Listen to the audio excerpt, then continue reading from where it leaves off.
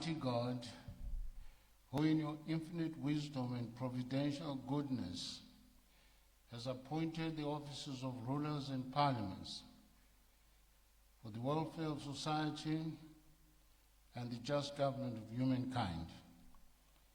We beseech you to behold with your abundant favor us, your servants, whom you have been pleased to call to the performance of such important trusts in this land. Let your blessing descend upon us here in Parliament assembled, and grant that we may, as in your presence, treat and consider all matters that shall come under our deliberation, in so just and faithful a manner as to promote your honor and glory, and to advance the good of those whose interest you have committed to our charge. All which we ask in the name and for the sake of our Lord and Savior, Jesus Christ. Amen.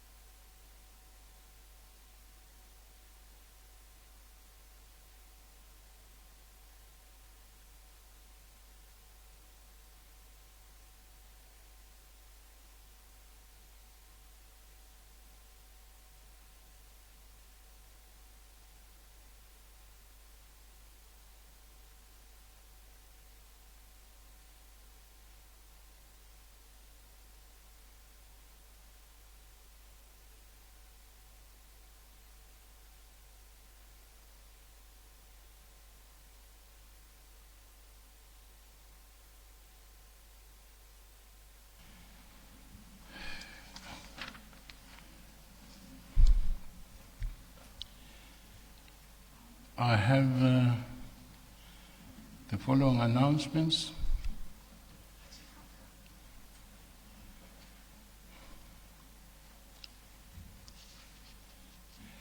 I have to inform the House that Parliament received the following petitions. First one is a petition from Esther Sharara, beseeching Parliament to convene a collaborative legislative review on the current landscape of middle women's healthcare infrastructure, utilizing emerging regional data, domestic research, and lived citizens' testimonies to map national readiness and identify integration opportunities across all the provinces. The petition has since been referred to the Portfolio Committee on Health and Child Care. Second, a petition from Susan Chavani on behalf of the councillors from Gokwe Kawiyuni constituency, beseeching Parliament to direct the Ministry of Transport and Infrastructure Development to execute an immediate emergency road rehabilitation program on the Gokwe Chitekete Road, with particular emphasis on the Masakaza to Nenyunka section ahead of the rain season, and to direct the immediate reconstruction of the collapsed bridge at the 100-kilometer peg. The petition has since been referred to the Portfolio Committee on Transport and Infrastructure development. Third, a petition from the Drivers Association of Zimbabwe beseeching Parliament to enact legislation that professionalizes the driving occupation and to transform it into a profession with a professional association which will be mandated by law to set entry educational qualifications. The petition has since been referred to the Portfolio Committee on Transport and Infrastructure Development.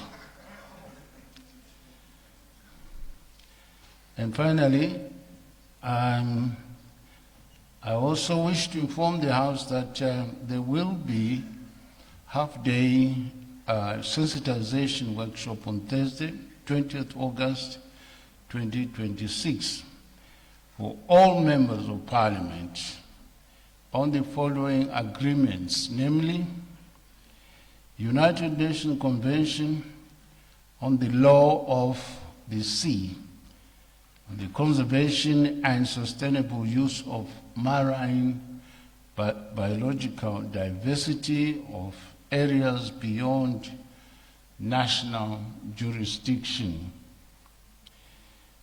And then the second one will be on the International Mangrove Center.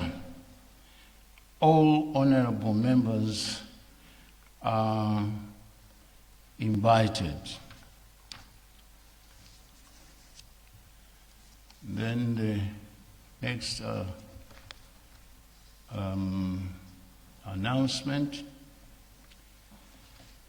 Pursuant to Section 120, subsection 1E of the Constitution of Zimbabwe, as amended, which provides for the appointment of 10 senators by His Excellency the President, chosen for their professional skills and other competencies after consultation with the National Assembly.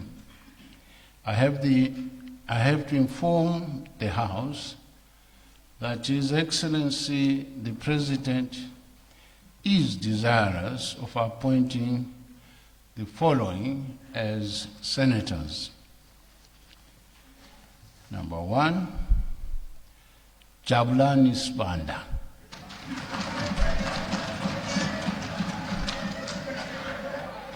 Number 2, this is not an order of precedence, it's just numerical. Mary Mliswa. And then number 3, Nokutura Mastikinyere. Number 4, Kudakwashe Tagwirei. Number 5, God wills Masmirembwa. 6, Lucy Chitaga.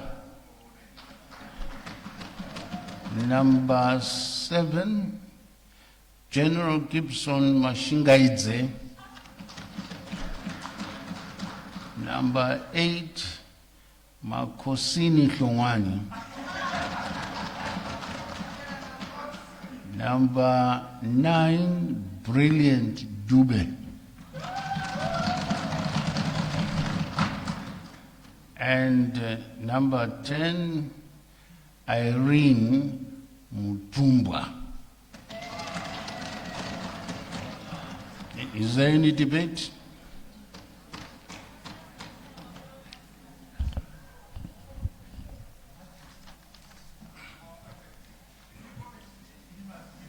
I see no request for debate.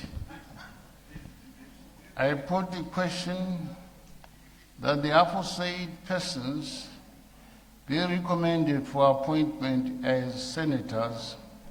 Those of that opinion will say aye. Aye. Those of the contrary opinion say no. I think the ayes have it, the ayes have it.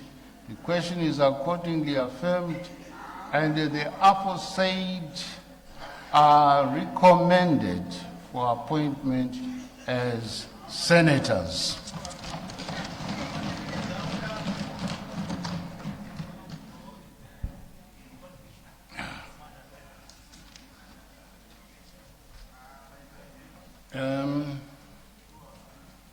I have a request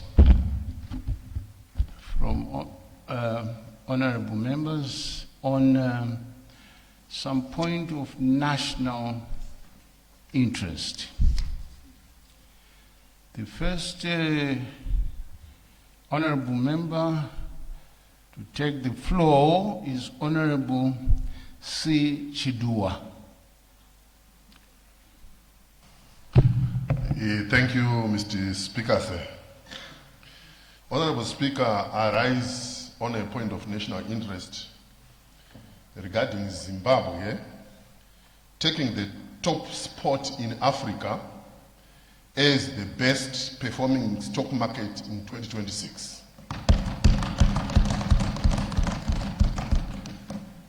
The Zimbabwe Stock Exchange closed July 2026 as the continent's leader in US dollar terms, surpassing Nigeria and other major performers after months of sustained upward momentum.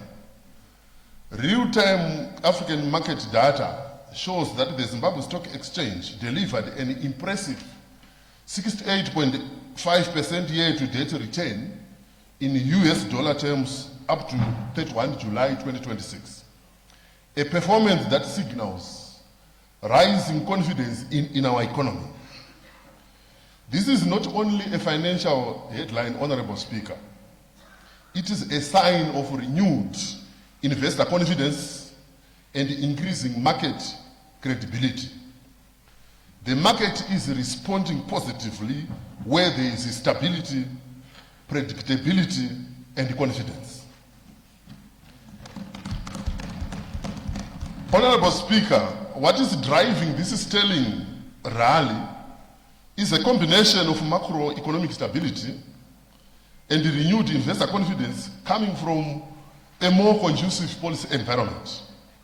With easing inflation and a more predictable monetary framework, local and regional investors are increasingly willing to commit resources to Zimbabwe-listed equities. This is a clear indication that when stability improves, capital markets respond positively, strengthening the savings to investment channel of our economy. What this development means for the Zimbabwean economy is employment creation and the mobilization of capital for growth. Honorable Speaker, it is also critical for me to note that Zimbabwe is pursuing inclusion in the Morgan Stanley Capital International Index, which would open the door to deeper global portfolio inflows. And this global index inclusion would attract more international portfolio investment, improve liquidity, strengthen Zimbabwe's reputation in the global capital markets, and accelerate integration with global investors and pension funds. As Zimbabwe positions itself for global recognition, the executive must therefore continue to support reforms that protect investors and enhance the integrity and efficiency of our securities market. Fiscal and monetary authorities should continue to promote the competitiveness of the Zimbabwe Stock Exchange by the removal of the 1% capital gains tax on the Zimbabwe Stock Exchange. Honorable Speaker, beyond performance, Zimbabwe is also advancing financial inclusion through a new innovation, the Zimbabwe Entrepreneurship Exchange, which was launched in July 2026.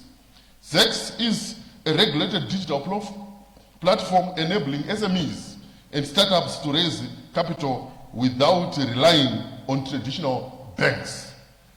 As I conclude, Honorable Speaker, if we are to translate this confidence into tangible national development outcomes, we must ensure that Zimbabwe's capital and money markets, especially the bond markets, are deepened so that they can become reliable channels for fundraising, liquidity management, and fiscal financing. Honorable Speaker, the Zimbabwe Stock Exchange performance, together with initiatives like ZEX, signals that Zimbabwe is moving towards a stronger and more conducive financial system. I so submit. Thank you very much for your telling statement. I now call upon Honorable Chumanzala.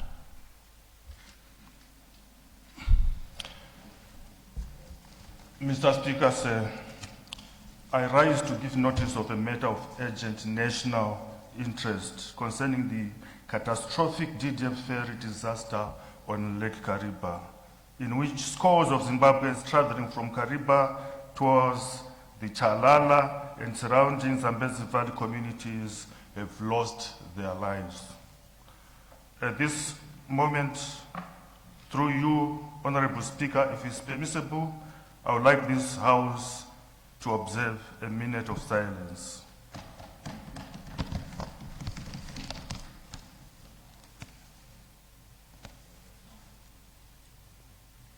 Perhaps you can conclude your statement, and after your statement we may rise to tender a minute of silence to the deceased. Thank you. As of today, Honorable Speaker, the reported death toll has risen to 92 people, with recovery operations still continuing.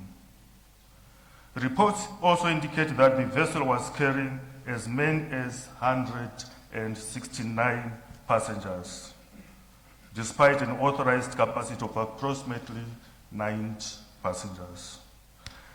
Survivors further report that passengers pleaded with the captain to turn back after the vessel began taking on water.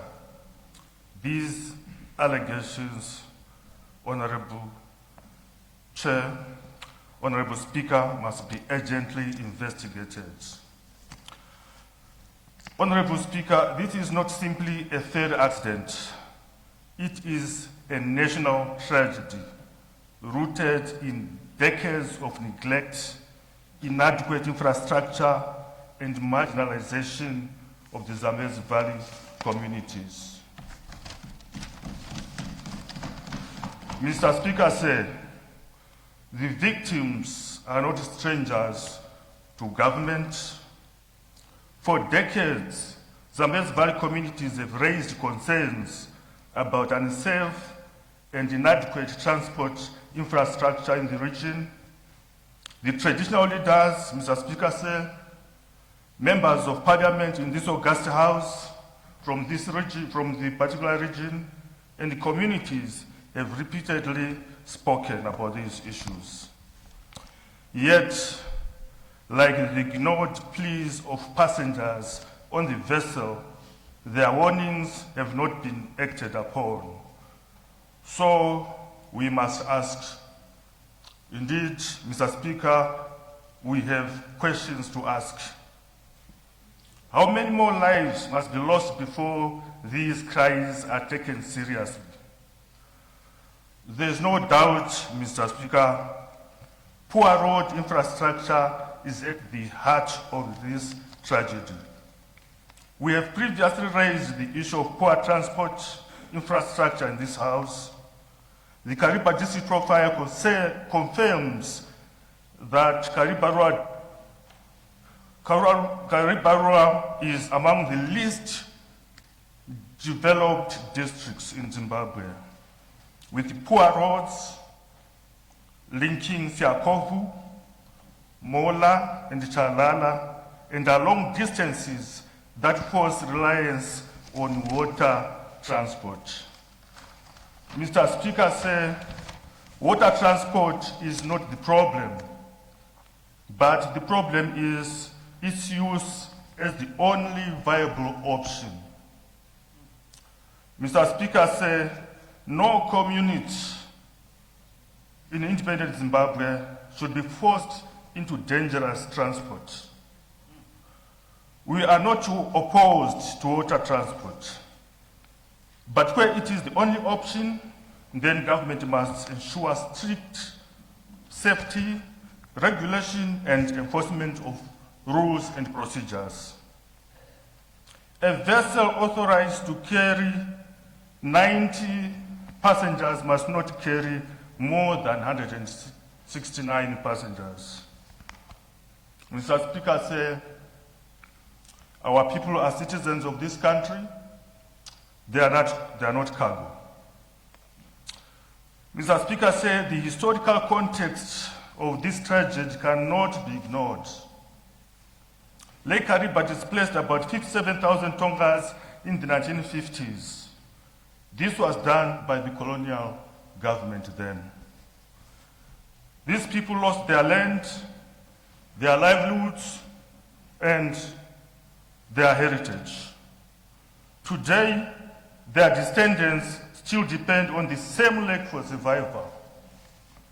Nearly 70 years later, they remain without infrastructure that should have followed them, at least at independence. Mr. Speaker, sir, independence to the Zambezi Valley people means integration with the rest of the country. Since 1980, expectations were very clear from these communities. They needed roads, they needed bridges, they needed services to connect all communities. Yet Zambezi Valley communities remain isolated to date. We must still ask questions, and indeed we shall continue asking questions. Why are they cut off from basic national infrastructure? Mr. Speaker, say, we need a Zambezi Valley corridor, transport corridor. Government must move beyond piecemeal projects and develop a Zambezi Valley transport corridor linking Mbire, Kariba, Siakovu, Binga, and beyond. They should unlock agriculture, tourism, trade, and services. What is needed, Mr. Speaker, say, is actualization, is implementation, and not promises anymore. Mr. Speaker, say, accountability for the first ferry disaster is something we need to tackle. Government must urgently clarify number of people on board, vessel capacity and certification, maintenance and inspection records, whether it was really ready to be on the water on that particular day. We need those records. Government should launch an independent investigation into this tragedy. And this, if possible, should involve Parliament. Government should suspend unsafe GDF vessels to avoid more disasters. And, if possible, procure safe modern ferries. In addition, government should rehabilitate key Zambezi Valley roads, which will help to decongest water transport. And to this extent, there's need to develop an integrated transportation plan and establish a permanent Lake Kariba emergency response system. Mr. Speaker, sir, I think it's also high time government should recognize that the Tonga people are very religious, and there are certain rituals which they used to conduct which are not being conducted by the lake or close to the lake to date. And if this can be allowed to continue, I say, because people are now scattered, they need facilitation to come together and do those rituals. Honorable Speaker, The people of Zambezi Valley want justice. They want safety. They want inclusion. They want roads. They want safe transport and equal development. Let this be the last tragedy born out of neglect. We urge Parliament to treat this disaster as a national wake-up call on infrastructure failure and marginalization. Honorable Speaker, I submit this matter as of urgent national interest.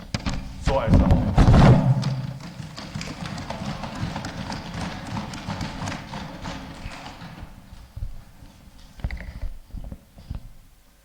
May we rise to observe a minute of silence.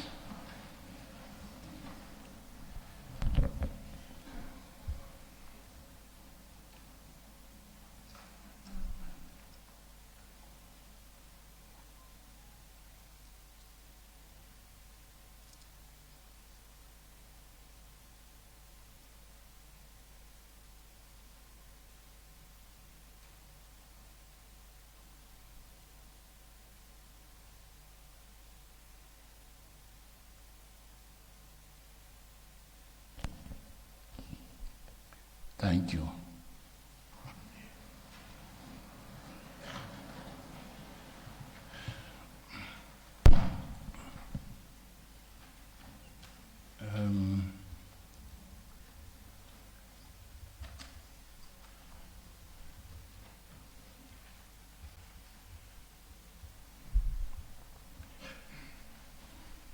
Talking to the Minister of Transport a few days ago after the accident,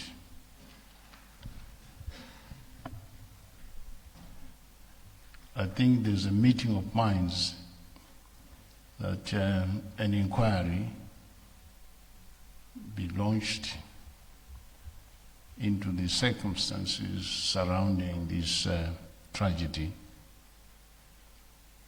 and we shall wait to hear from the Minister of Transport in due course after the necessary consultations have taken place in government. The next honorable member to take the floor is Honorable T. Kanopula. Thank you, Mr. Speaker. Say good afternoon. Good afternoon. I rise on a point of national interest pertaining to the unfortunate demolition of St. Martin's houses by City of Harare. The demolitions were carried without a court order, and it's a direct violation of the Constitution of Zimbabwe. Mr. Speaker, say what worsens the situation is that the City of Harare is said to have received the land intrinsic value from the affected residents, whom they tend to demolish their structures. Mr. Speaker, say Harare City Council has approved St. Martin's housing project and servicing was underway. Mr. Speaker, say it is my humble prayer that the Honorable Minister of Local Government and Public Works considers issuing a moratorium to suspend further demolitions in Harare pending a comprehensive audit and verification exercise of all affected areas. Secondly, that an investigation be undertaken by the responsible authorities to establish the circumstances surrounding the allocation of land and the affected areas and to determine the roles of all stakeholders involved. Thirdly, that the findings and recommendations of the Commission of Inquiry into the sale of state land in and around urban areas be tabled before this House at the earliest opportunity to guide police and the regularization efforts. Mr. Speaker, say it is my considered view that while the need for proper urban development is acknowledged, Such processes must be undertaken in a human, consultative, and lawful manner that uphold the rights and dignity of every citizen. I so submit, Mr. Speaker, sir. Thank you very much, Honorable Kanopula. We will advise the Honorable Minister of Local Government and Public Works to act as requested. Thank you. Finally, we have Honorable Tagwirei to take the floor. Thank you, Mr. Speaker. Mine is a national interest in recognition of our Speaker, who was recognized through an election at Pan-African Parliament. Maybe to give members of Parliament some background to this, the President of Pan-African Parliament, in consultations with speakers, the African speakers throughout the continent, proposed that there be a bureau of the Conference of Speakers at Pan-African Parliament. People who would then be responsible for coordinating all the speakers of the continent as they come and do their work at Pan-African Parliament. And it was then agreed that there be an election among the speakers to get a bureau where there will be a president of that bureau, a vice president, and a rapporteur. And we were there as witnesses. And we obviously, the speaker was seated close to him. He actually proposed someone else to take that position. But you could hear from Parliament, speakers around in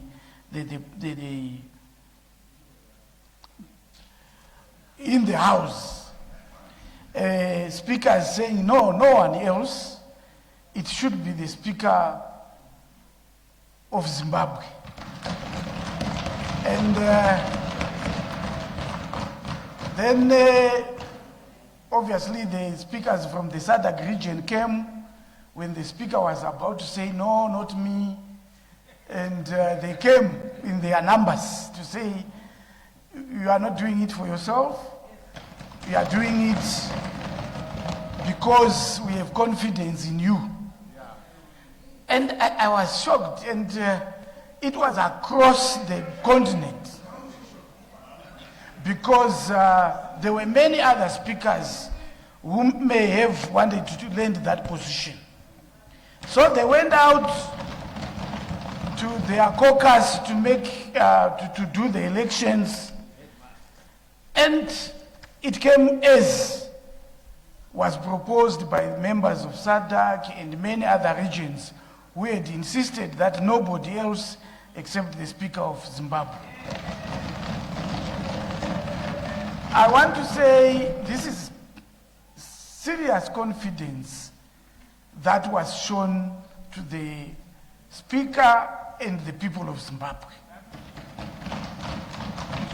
And I don't think it's not without a serious check of the capacity of somebody, the ability of the people of Zimbabwe to lead in such institutions. So I want to say to this House, we are led by a capable speaker.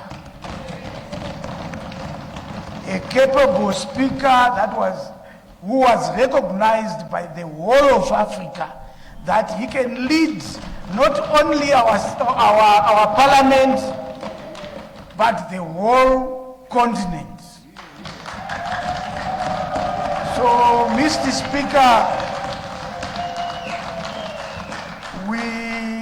I stand here to say congratulations and together with progressive MPs, we are proud of you, very proud of our speaker. Thank you, thank you, thank you, thank you.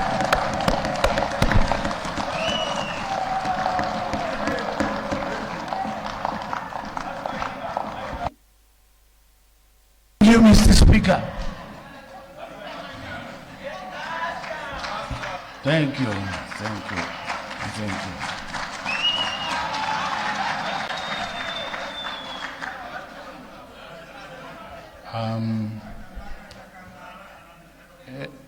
As the government chief whip has stated,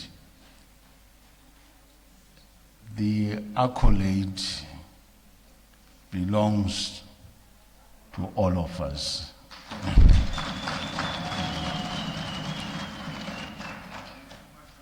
It is this parliament, through its challenges and successes, that one learns to try their best. And what the government chief whip forgot was that after that election, I was then baptized with a new nomenclature, and that was being not Sekuru Speaker,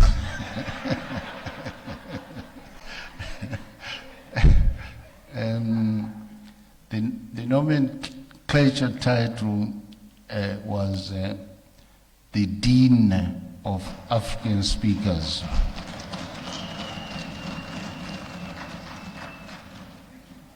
In the diplomatic area, it really means that one has got to speak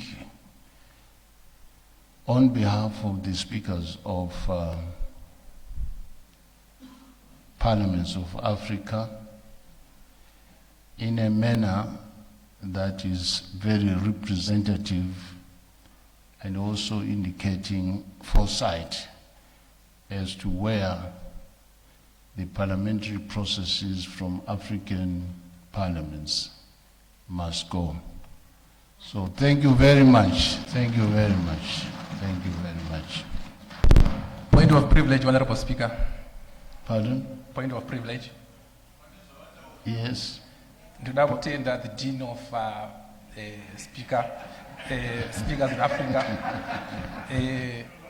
Ndoda kutenda ni kukwizirizwa kwamakaitwa mbato wechigaro.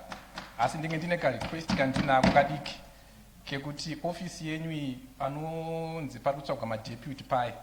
Dai maita kuti vamwe vambotsvagwawo kunoko, so that experience yaya isvikewo nekunoko. Ndinotenda mbato wechigaro.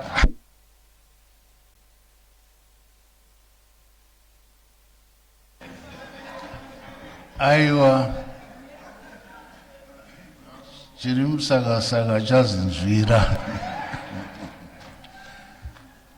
Honorable Government Chief Whip, I need your guidance.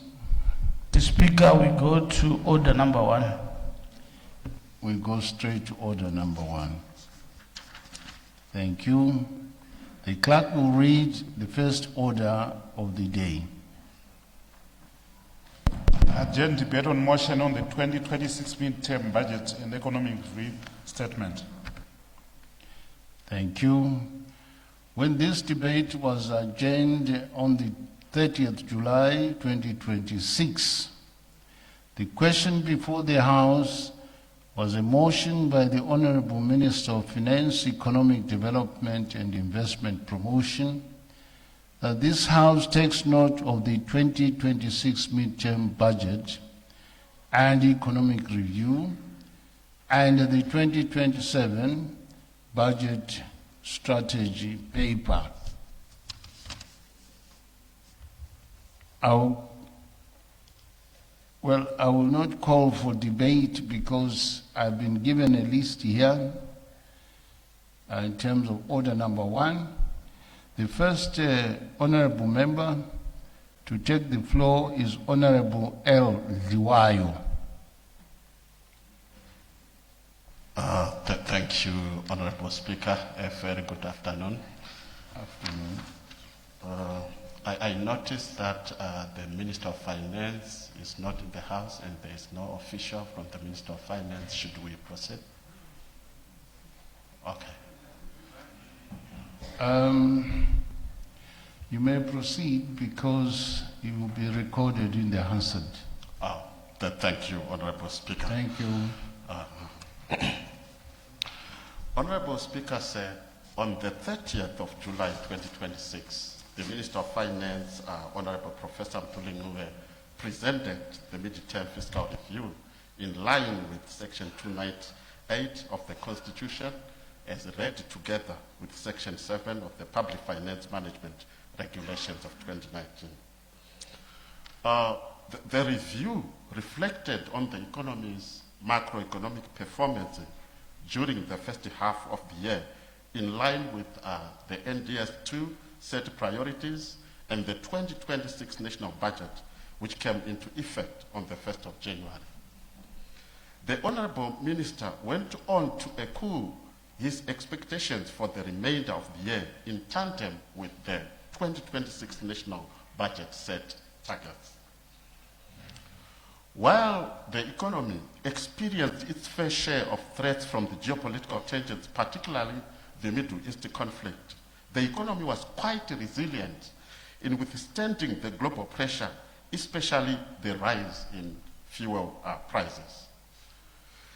The fuel levy downward review by the Ministry of Finance, implementation of the ease of doing business reforms, and import substitution through value addition were among the major cost push containment measures,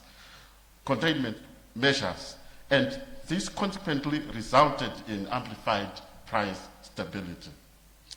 Thus, for the first half of the year, year-on-year inflation rate averaged 4.4%. The stability is a result of the continued tight monetary policy stance and the complementary fiscal cliff. On a separate note, the foreign exchange market registered relative stability with the ZiG per USD exchange rate reportedly averaging 25.8 ZiG per USD for the first half of the year. The committee observed a closing gap between the parallel market exchange rate and the official exchange rate. This is indeed a welcome development, and such efforts must be enhanced to completely eliminate the parallel market. Economic growth prospects for the remainder of the year remained on course, with the first quarter expanding by more than 6%. This shows that our country's economic growth rate target of 5% is within reach. The committee applauds the ministry for staying on course, ensuring that we continue enjoying stability across all fronts. Despite the global shocks, export receipts growth of 47.8% to 10.7 billion for the period January to June 2026, compared to 7.3 billion received during the same period last year, despite the global shocks, is a strong indicator of economic resilience. The growth resulted in a current account surplus of more than USD 600 million. While the international reserves grew to 1.6 billion, we expect an updated figure from the upcoming monetary policy review to be presented this week. Efforts to grow our import cover to 3 months must be enhanced. Indeed, Zimbabwe is an awakening giant on the African continent, poised to achieve an upper middle income by 2030. Allow me, Honorable Speaker, to move on to the expenditure review. The 2026 national budget appropriated 290.9 billion ZiG in total expenditure, of which 249.8 was allocated to recurrent expenditure and 41.1 billion to capital expenditure, including intergovernmental fiscal transfers. In the first 6 months of 2026, total expenditure amounted to 123.6 billion. Thus, 42.5% of the national budget was disbursed in the first half of the year, slightly below the target of 127.7 billion. This reflects an expenditure execution rate of approximately 96.8% of the planned spending for the period. Notwithstanding variations in budget utilization across votes, government maintained fiscal discipline in terms of managing the deficit. This may have contributed to the cash surplus recorded during the period, supporting efforts to reduce public debt and settle arrears to service providers. While the committee commends the ministry for the fiscal discipline, which is critical in maintaining macroeconomic stability, the committee appreciates the need to strike a balance between fiscal tightness and the critical social needs across other MDAs. The country has not fared very well on the social protection needs front, among others, with the Ministry of Public Service and Social Welfare receiving less than 10% of its allocated budget. Parliament also received less than 15% of its allocation in the first half. While total expenditure percentage of 42.5% is fairly good fiscal discipline considering the period in question, the disbursement matrix remains of concern. Some MDAs have already exhausted their allocation, while some are below 20%. This may call for a revisit to our budgeting process, linking it to the historical trends, so that our national budget speaks to the disbursement matrix. Of the total expenditure during the first half of the year, 76% was recurrent expenditure, while the remainder, 24%, was capital expenditure. This reflects the continued priority given to financing the day-to-day operations of government. Albeit necessary for maintaining public service delivery, efforts must be made to further enhance capital investment share of aggregate expenditure in order to achieve an upper middle income society by 2030. The committee observed that while employment costs remains the largest expenditure category at 54.8 billion, Treasury managed to contain the cost below a target of 65.6 billion, translating it to 44.3% of total expenditure against an annual target of 52.9%. Let me now come to devolution and intergovernmental fiscal transfers. The intergovernmental transfer to provincial councils and local authorities was less than 1% of the total revenue collected during the first 6 months of 2026, representing the smallest expenditure category. Whilst there is traction on disbursements of devolution funds, the disbursement falls short of the requirements of Section 301 of the Constitution, which stipulates that at least 5% of national revenue be allocated to provinces and local authorities. Low expenditure on intergovernment fiscal transfers constrains the capacity of local authorities to provide water and sanitation services, roads, waste management, and other infrastructure priorities. The committee recommended the ministry to comply with the constitutional obligation, paying particular attention to Section 264, subsection E of the Constitution on equitable sharing of local and national resources in line with the President's mantra of leaving no one and no place behind. Coming on to the social services, a total of 27.2 billion was utilized towards the provision of social services against a target of 45.6 billion. The resources went towards the following sectors: health, education, and social protection. The provision of social services got impetus from development partner support amounting to 109.8 million, which went toward the social sectors during the first 6 months of the year. Moving on to the Basic Education Assistance Module, BIM. A total of 85 million ZiG was utilized under the BEAM program against an approved budget target of 5.582 billion, translating into a budget burn rate of only 1.5%. This implies that schools, particularly rural schools, where enrollments are dominated by BEAM-supported learners, remain constrained to provide learning materials. As a result, provision of education services remains partially vulnerable.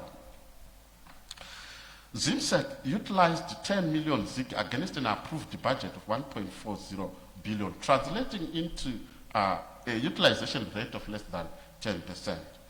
While the amount disbursed indicates a positive step in the desired direction, there is need to accelerate disbursement to ensure that ZIMSEC can effectively deliver on its mandate. It is therefore important that Parliament prioritizes BEAM and ZIMSEC in the second half of the year. Coming to the War Veterans Welfare, the War Veterans Welfare approved budget stands at 1.1 billion. The cumulative budget utilization for the period January to June 2026 amounted to 262.8 million, resulting in a burn rate of 22%. This level of expenditure is significantly below the expected midpoint of the financial year, suggesting slow implementation of planned programs and delays in funding of welfare programs and benefits intended to improve the livelihoods of war veterans. Sorry, just...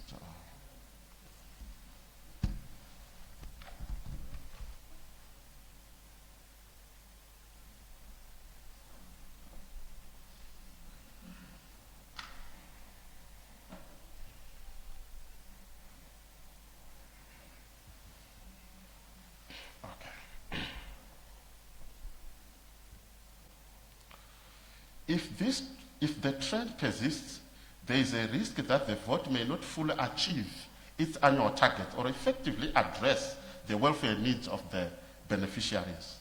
A total of 205 million was utilized towards education, medical, and funeral assistance programs during the first 6 months of the year against an annual target of 708 million, representing a 29% utilization rate. This utilization may hinder access to essential service, welfare, and dignity of beneficiaries.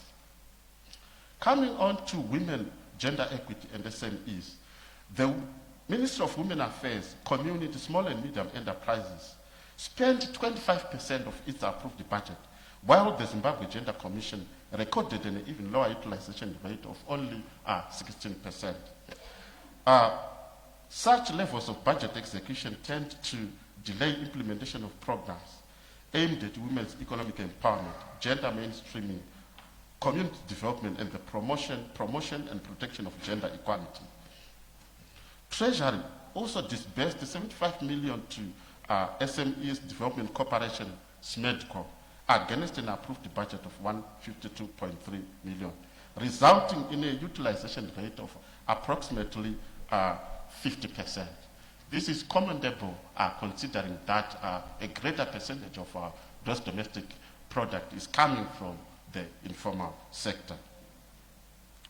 This will stimulate productivity, thereby enhancing inclusive development.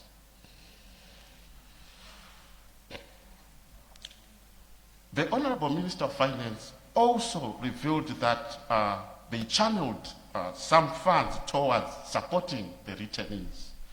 In response to the recent anti-immigrant protests in South Africa, government allocated 4.8 million to facilitate the safe return and humanitarian support of affected Zimbabweans beyond immediate assistance. Government is implementing a returnee reintegration and economic empowerment program to harness the skills and experience of returnees for national development.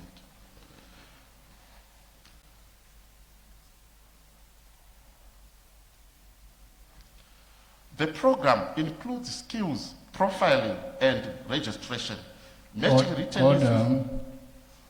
Order, please. The honorable member there. Is it Karinyen?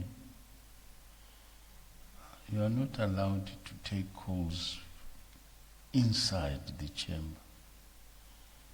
If you have an urgent call, please, you can just walk out and receive the call, but not from within the chamber. Thank you. May you please proceed, Honorable Liwai. Thank you, Honorable Speaker, sir.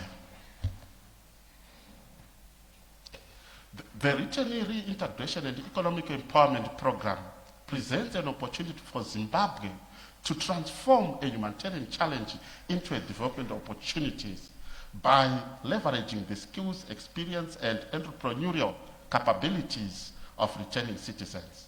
The establishment of a skills database and the implementation of the Zimbabwe Global Skills Partnership Program are positive steps towards addressing skills mismatches and strengthening labor market planning. In addition, target support for returnees through access to finance, business incubation, agricultural value chains has the potential to stimulate enterprise development, increase productivity, and create employment. This is a welcome development. Moving on to the revenue performance. In his mid-term fiscal policy review, the Honorable Minister of Finance, Honorable Professor Mtuli, revealed that between January and June 2026, cumulative revenue collections amounted to 137.8 billion ZiG, exceeding the target of 124.4 billion by 10.8%. The surplus was utilized to reduce public debt and clear areas owed to service providers, demonstrating sound cash management and efforts to strengthen fiscal sustainability. If this trend is sustained, government is well positioned to meet or potentially exceed the approved annual revenue target of 287.6 billion ZiG and the projected revenue to GDP ratio of 16.9%. The stronger than expected revenue collections could provide additional fiscal space to finance priority programs, settle outstanding areas, redeem public debt, and also respond to unforeseen expenditure pressures without borrowing. This is a welcome development considering that a number of donors are withdrawing. The committee is, however, concerned that the major tax performers remained personal income tax, value-added tax, and corporate income tax, despite the fact that a relatively greater share of GDP is coming from the hard-to-tax sector or the informal sector. The committee recommends that there must be further research and engagement with the informal sector so as to improve the revenue productivity within this particular sector. Allow me, Honorable Speaker, sir, to thank you. The next honorable member to take the floor is Honorable Im Shoriwa. Honorable Im Shoriwa. Thank you, Mr. Speaker, sir, of giving me the opportunity to debate the mid-term review statement presented by the Honorable Minister of Finance. Mr. Speaker, sir, the Honorable Minister informed us that the government revenue reached US 5.3 billion during the first half of the year, exceeding the target. He also projected economic growth of around 8.3% and attributed this to lower than budgeted expenditure to fiscal discipline. Yet, Mr. Speaker, outside this house, millions of Zimbabweans are asking one simple question. If the economy is growing by 8.3%, where is that growth? Economic growth, Mr. Speaker, should not only exist in treasury statements, but must also be visible on the grounds. Today, our hospitals remain underfunded. Essential medicines is in short supply. Health workers continue to work under difficult conditions. Schools struggle with inadequate resources, while many vulnerable learners continue to suffer because BIM payments are not being met. Order, Honorable Mshariwa. There's an honorable member there who is upstanding. You can't have two members of the House standing at the same time. Please. Sorry, Honorable Mshariwa, you may proceed. Thank you, Mr. Speaker. Sir.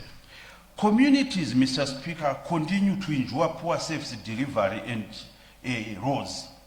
The question, if our GDP is growing so impressively, why are the social indicators not improving at the same pace? Mr. Speaker, sir, the minister also informed us that the government collected more revenue than anticipated. Yet the same minister in the same statement admitted that most ministries failed to receive even half of the approved budget allocation. This is the contradiction that Treasury must explain. Mr. Speaker, say we passed the appropriation bill in this House, but the subsequent disbursement by Treasury bears little correlation to the allocation that Parliament approved.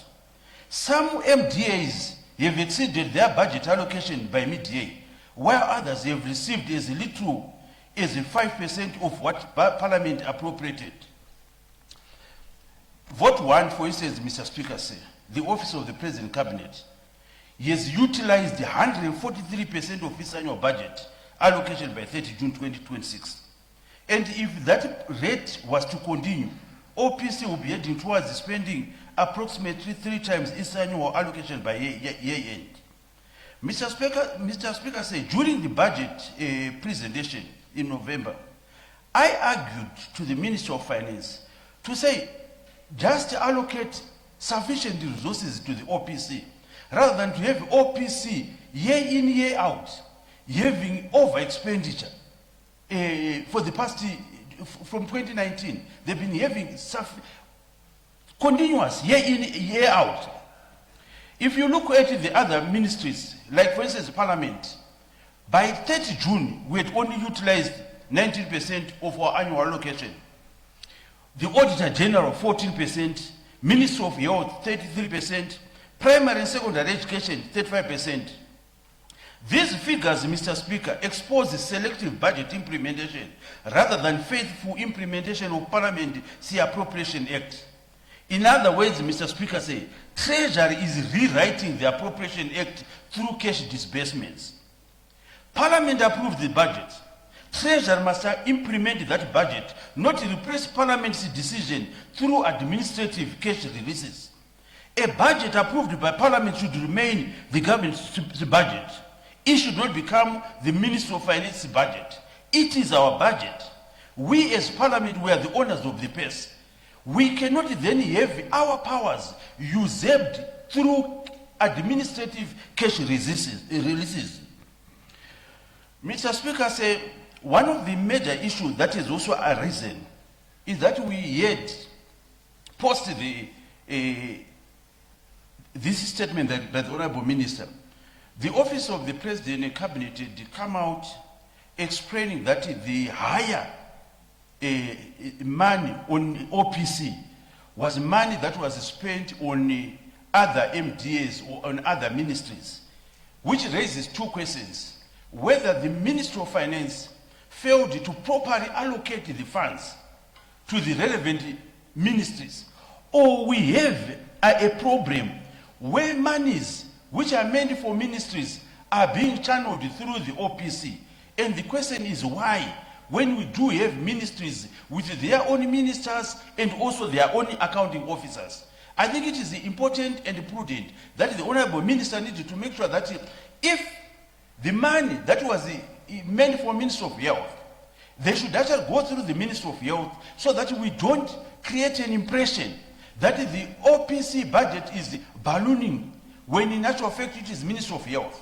But we also need to understand what is the rationale of putting the money through OPC when it's supposed to just go to the Ministry of Health, for instance. Because the Minister of Health, the Permanent Secretary, who is the accounting officer, they are all appointees of the President. Mr. Speaker said, the Minister celebrated expenditure below target, but underspending in critical ministry is not necessarily an achievement. It can be evident that government has failed to implement this budget.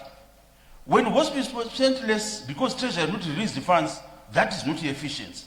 When schools fail to implement programs because the Treasury has withheld resources, that is not fiscal prudence. When the Parliament and the Auditor General cannot adequately perform their constitutional mandates because of inadequate funding, that is not responsible financial management. It is a weakening of constitutional accountability.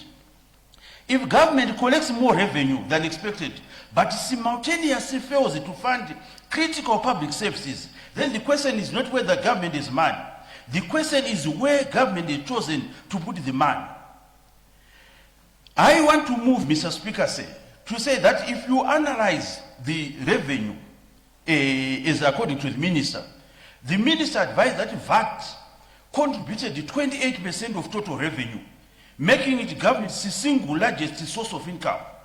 That is statistics deserve closer scrutiny. VAT is paid largely by ordinary Zimbabweans every single day when they buy food, transport, clothing, airtime, and other basic necessities.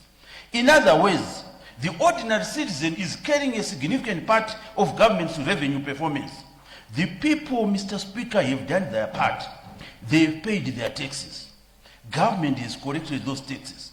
The question is whether government has delivered equivalent value back to those taxpayers. More importantly, exceeding revenue target is not by itself evidence of economic success. If additional revenue is being generated primarily through consumptive taxes such as VAT, it means government has become more effective at taxing consumption. It does not necessarily mean that production is expanded, industry are growing, investment is increasing, or that household incomes are improving. It should produce, Mr. Speaker said, a robust economy with more jobs, stronger industry, better hospital, better schools, and improved infrastructure. But judging by the condition of our public services, those benefits, Mr. Speaker, remain difficult to see. On the question of debt, Mr. Speaker, the minister informed us that public debt has increased from ZiG 567 billion to ZiG 581 billion, equivalent to approximately $21.7, of which 53% is external debt and 47% is domestic debt. Government, in the period under review, paid only $170 million towards debt servicing during the first half of the year. While the effort to honor debt obligation is welcome, the reality, Mr. Speaker, is that our debt stock continues to grow. A growing debt burden reduces fiscal space and leaves fewer resources for health, education, agriculture, water, sanitation, and infrastructure. The obvious question therefore becomes, if the economy is supposedly growing by 8.3%, why is the public debt continuing to rise? Growth must translate into stronger public finances, not a growing debt burden alongside deteriorating public service. Then, Mr. Speaker, you may be aware that the Minister of Finance finally have actually gazetted the condonation bill for 2019, 2020, 2021, 2022, and 2023. The shocking aspect, Mr. Speaker, is that from 2015 up to 2023, the Minister of Finance have spent closer to $17 billion outside the approval of this parliament. We, as parliament, the owners of the purse, they go and spend money, 17 billion. They don't come to us for condonation.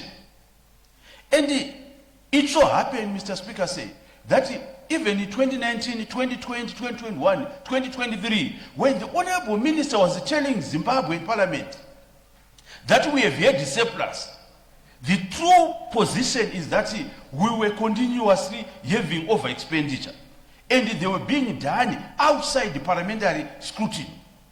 But the worst aspect, Mr. Speaker, say, which we need as Parliament to talk about, is the question of the Minister of Finance coming after 30 June, during the midterm review. He will tell you that no, the resources are sufficient. There's no need for a supplementary budget. Supplementary budgets are provided for under Chapter 17 of our Constitution, so that where there's need for more resources, this House can allocate. But what does the minister do? He doesn't come with supplementary budget, but he then goes and overspend behind our backs. And that, Mr. Speaker, say, is not good, not only to Parliament, but also to the public finance management system in our country. Mr. Speaker, say, Parliament should never be seen as a rubber stamping house. We need, Mr. Speaker, say, to ensure that because we represent the citizens, the people of Zimbabwe have got confidence that when they send us here, whatever we pass as Parliament, at least they should be courteous. Where money is short, the Minister of Finance should come back to the House and ask Parliament to give him extra money, rather than for them to continuously spend the money outside our view. Mr. Speaker, say, Zimbabwe does not have a shortage of development strategies. We have Vision 2030. We have the National Development Strategy 2. We have annual national budget. We have sector strategies. The problem, Mr. Speaker, in Zimbabwe is implementation. NDS2 speaks to economic transformation, industrialization, employment creation, improved social service, infrastructure development, and inclusive growth. But development strategies do not transform people's lives by themselves. Money must follow policy. Budgets must follow priorities. And expenditure must follow parliamentary authorization. You cannot achieve NDS2 objective when the ministry is responsible for delivering those objectives receive only 30%, 35% or 40% of their budgets, while selected votes exceeded their annual allocation halfway through the year. That is not development planning, Mr. Speaker. That is development by discretion. Mr. Speaker, say, if you look at our GDP, numbers alone, Mr. Speaker, do not build nations. Citizens judge us not by GDP projection, but by lived experience. They judge government by whether medicines are available.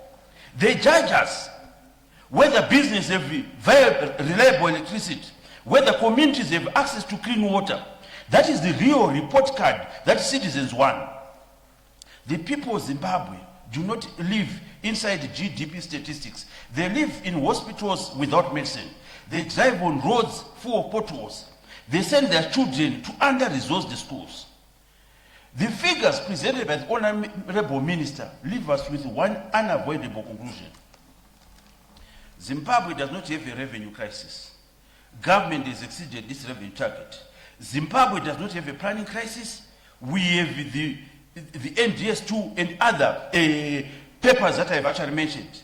Zimbabwe has an implementation crisis, a prioritization crisis, and above all, an accountability crisis. Treasury is collecting the money that Parliament approved in the budget. Yet, our social infrastructure remain down. Auditor's office, Auditor General Office, and Parliament especially, they are underfunded. Mr. Speaker, NDS2 was never intended, my reading of NDS2, was never intended to produce impressive macroeconomic statistics while leaving citizens without adequate health care, quality education, and reliable public service. Development must be measured not only by GDP growth, but by improvement in people's life. The minister has presented an economy that is booming on spreadsheets, while citizens experience the economy that is struggling in their homes. The true measure of economic success is not the growth rate only, but the quality of our life experience outside it. And finally, Honorable Speaker, history will not judge us as a government by the size of revenue that we collected, nor by the GDP growth.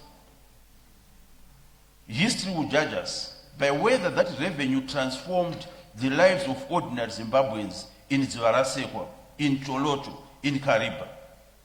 When Treasury spends outside parliamentary authorization, when appropriation acts are effectively varied through selective disbursements, and when Parliament is repeatedly asked to condone expenditure after the fact, we must ask ourselves, is Parliament still exercising the power of the purse? Or are we merely being asked to legitimize decisions already made elsewhere? On that test, Mr. Speaker said, the 2026 midterm review leaves far more questions than others. I thank you, Mr. Speaker. Thank you very much, Honorable Mshoriwa. May I call upon Honorable Chidua to take the floor. Yeah, thank you, Mr. Speaker, sir. I rise to debate the midterm budget and economic review, which was presented by the Honorable Minister of Finance, Economic Development and Investment Promotion, and also to support the report as presented by the chairperson of the Portfolio Committee on Finance and Budget. Honorable Speaker, what is very critical is to ensure from the onset if what was done by the Honorable Minister was legal. And I would want to point out that the presentation by the Honorable Minister was in line with the laws of this country. He managed to present the midterm review in terms of the budget process calendar, and the Honorable Minister also was in line with the statutory instrument 135 of the Public Finance General Regulations of 2019, where he laid down the required documentation when he is presenting the midterm economic review. The Honorable Minister presented the 2026 midterm budget economic review statement. He presented the 2027 budget strategy paper. He presented the 2026 midterm budget and economic review statement, the citizens document, the public debt bulletin, the report to Parliament on public debt, and the structured dialogue on arrears clearance and debt resolution process. And all this is in line with our expectations as Parliament, ensuring that the Honourable Minister is accountable to Parliament. Honourable Speaker, the presentation by the Minister, the review, is not merely a financial accounting of the first half of the year.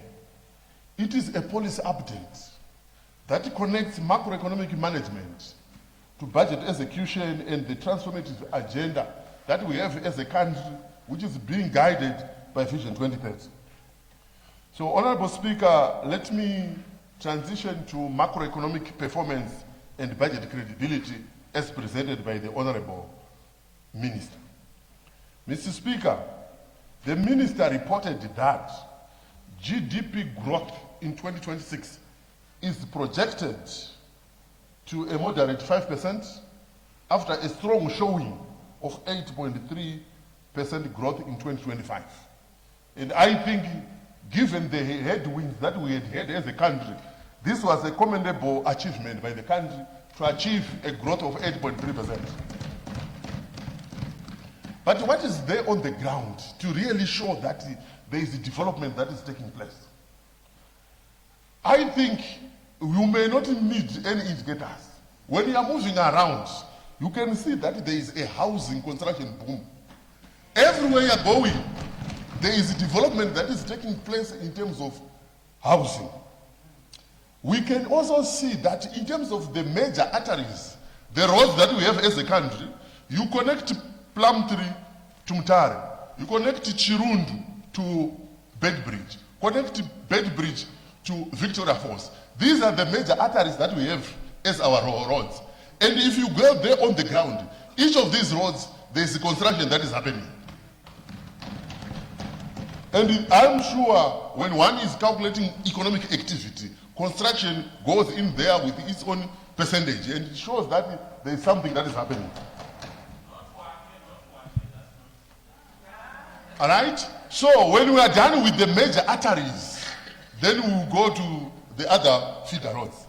Then we go to value addition.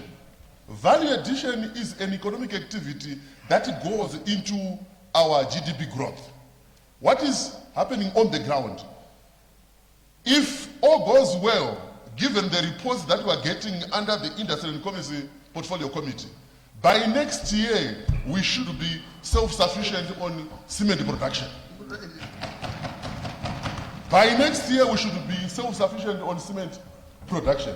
If you look at what is happening in beverages, we are doing a lot. Look at steel production.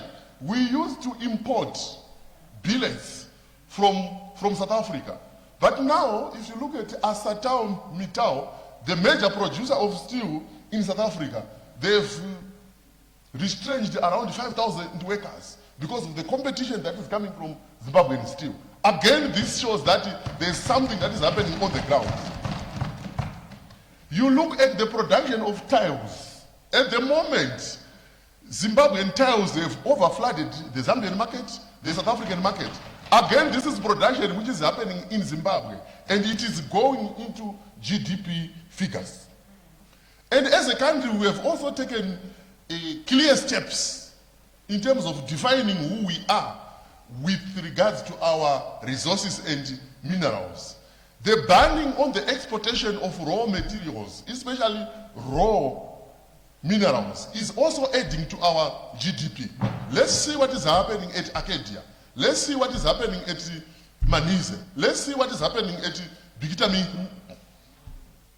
Minerals, Bravura. Yeah. All these, they are adding to our GDP. We also witnessed the high production volumes in gold and platinum. And all these, they add to our GDP. Then there is also the issue of rising consumer activities. We used really to see our shelves full of imported products. But if we go there, according to the statistics that we have, at least 85% of the products that are on our shelves in supermarkets, they are produced locally. Again, it shows that there is a lot of economic activity that is adding to our GDP. So, Honorable Speaker, let me move to the issue of the presentation by the Honorable Minister showing that a favorable macroeconomic environment which has got low and stable inflation and exchange rate stability. What we all want, what the business community wants, is a stable macroeconomic environment.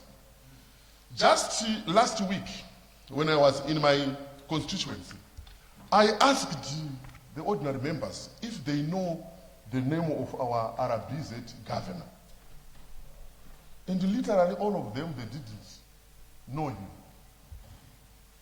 The moment you reach a stage when people don't know the name of the governor, it shows that there is stability. But the moment they know the name of the governor, it means there's something wrong. But for us, I asked them, some of them were saying Gono. And I said, okay. But the current one, they don't know the name. It shows that there is stability. Whenever there is stability, it allows businesses to plan. It allows business to plan. What is then very critical, it aligns with... On a point of order.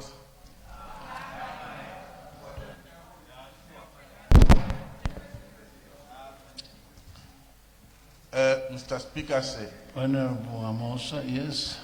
Maria ndakabata pano iyi yemuZimbabwe Yes. ine signature ya Dr. Mshaya vanhu vanova governor wenyika ino.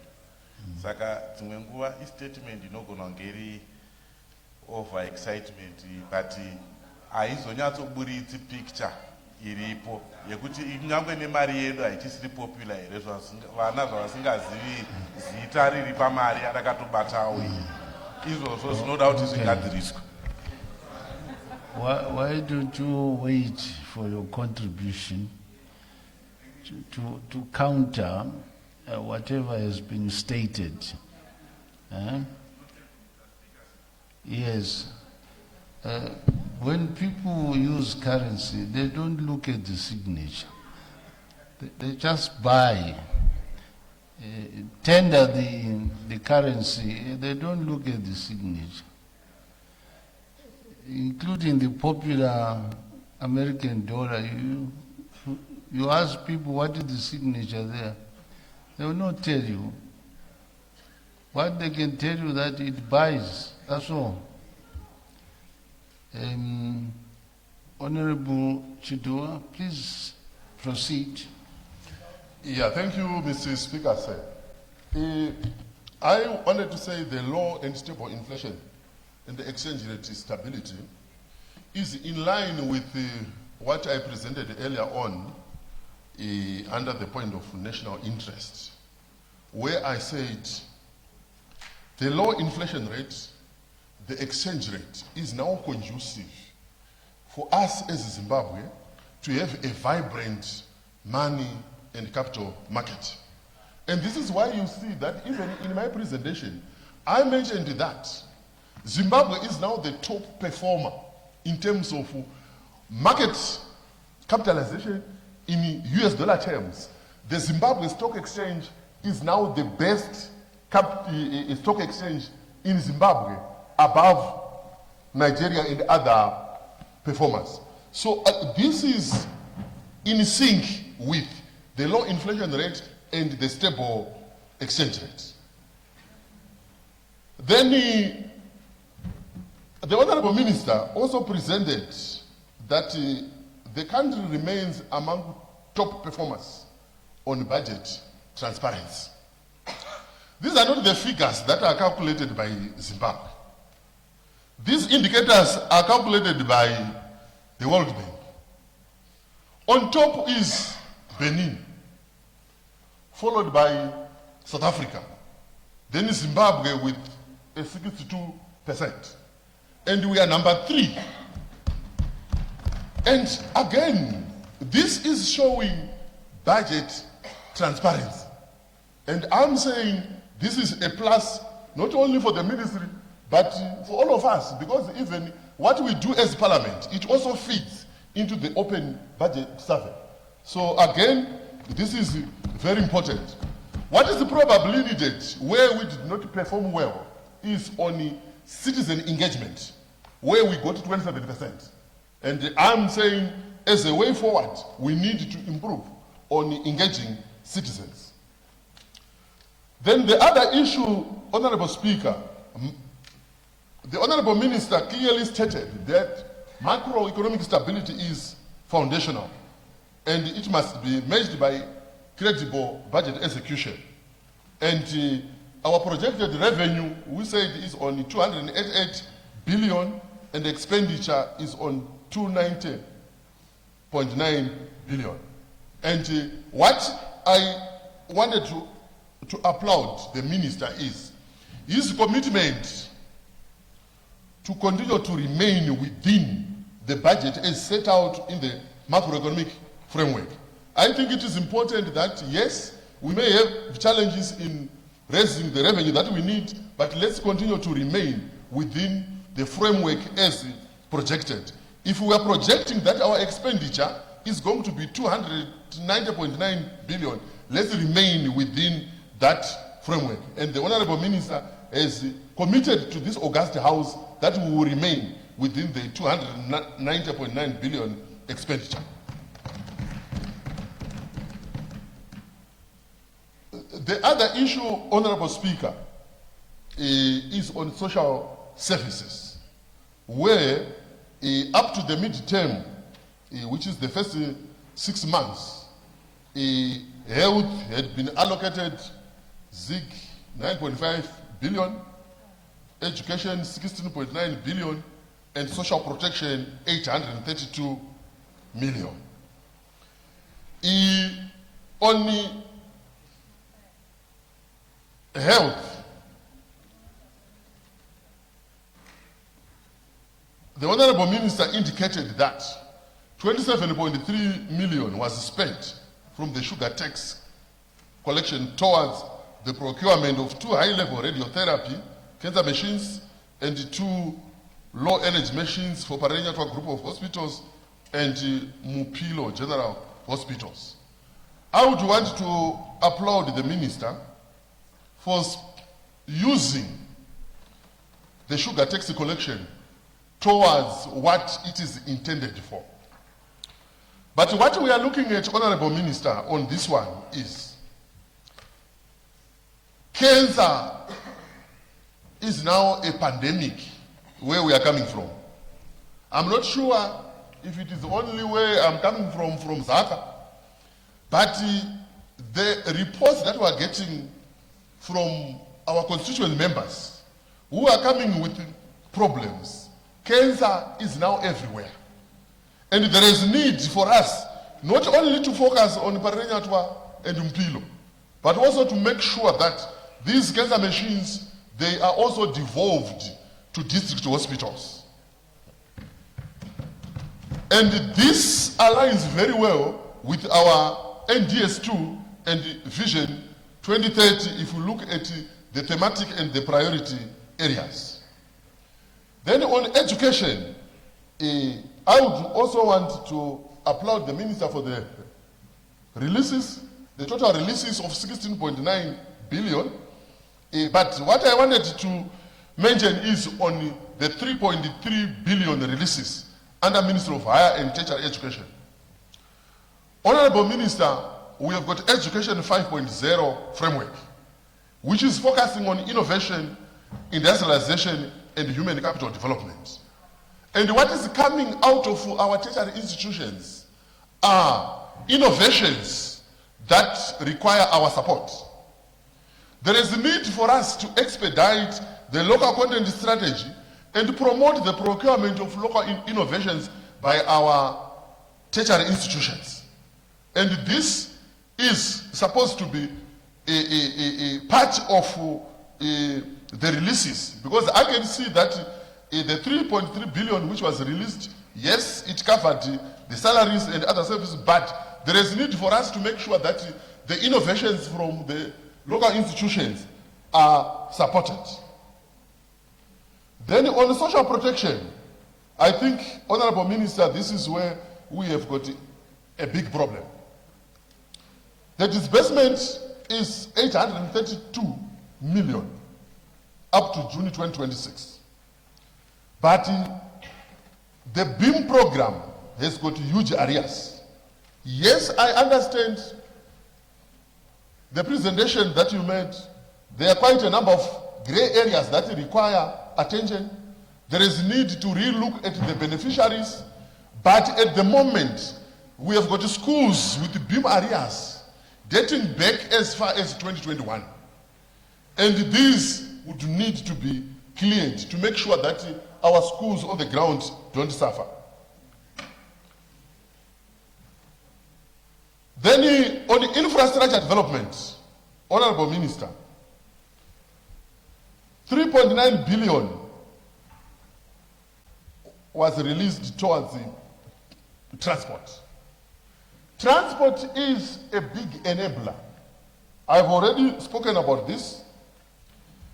The Bulawayo to Victoria Falls Road, 57.2 kilometers done out of the 440. And we are saying this is an enabler.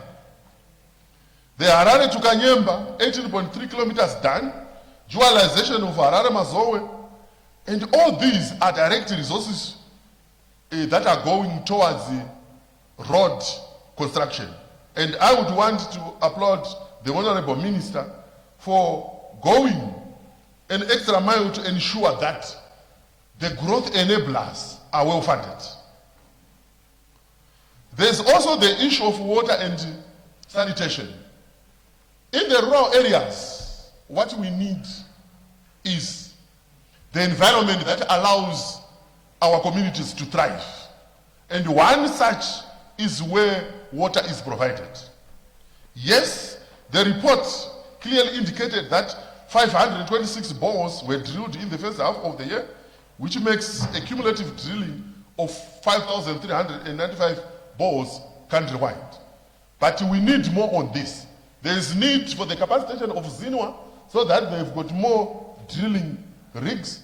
But for us, what we would want is our communities to be given an opportunity under the VBUs to convert water so that it becomes school fees. Convert water so that it becomes school uniform. Convert water so that it becomes ballpoints. This is what we need in our rural areas. On ICT, I may want to use the example of my constituents, Honorable Minister. I've got 47 primary and secondary schools, and all the 47 schools are on Starlink. And this is a huge development for us. Even some teachers are saying, I was considering to transfer. I'm no more looking at that as an option because of Starlink.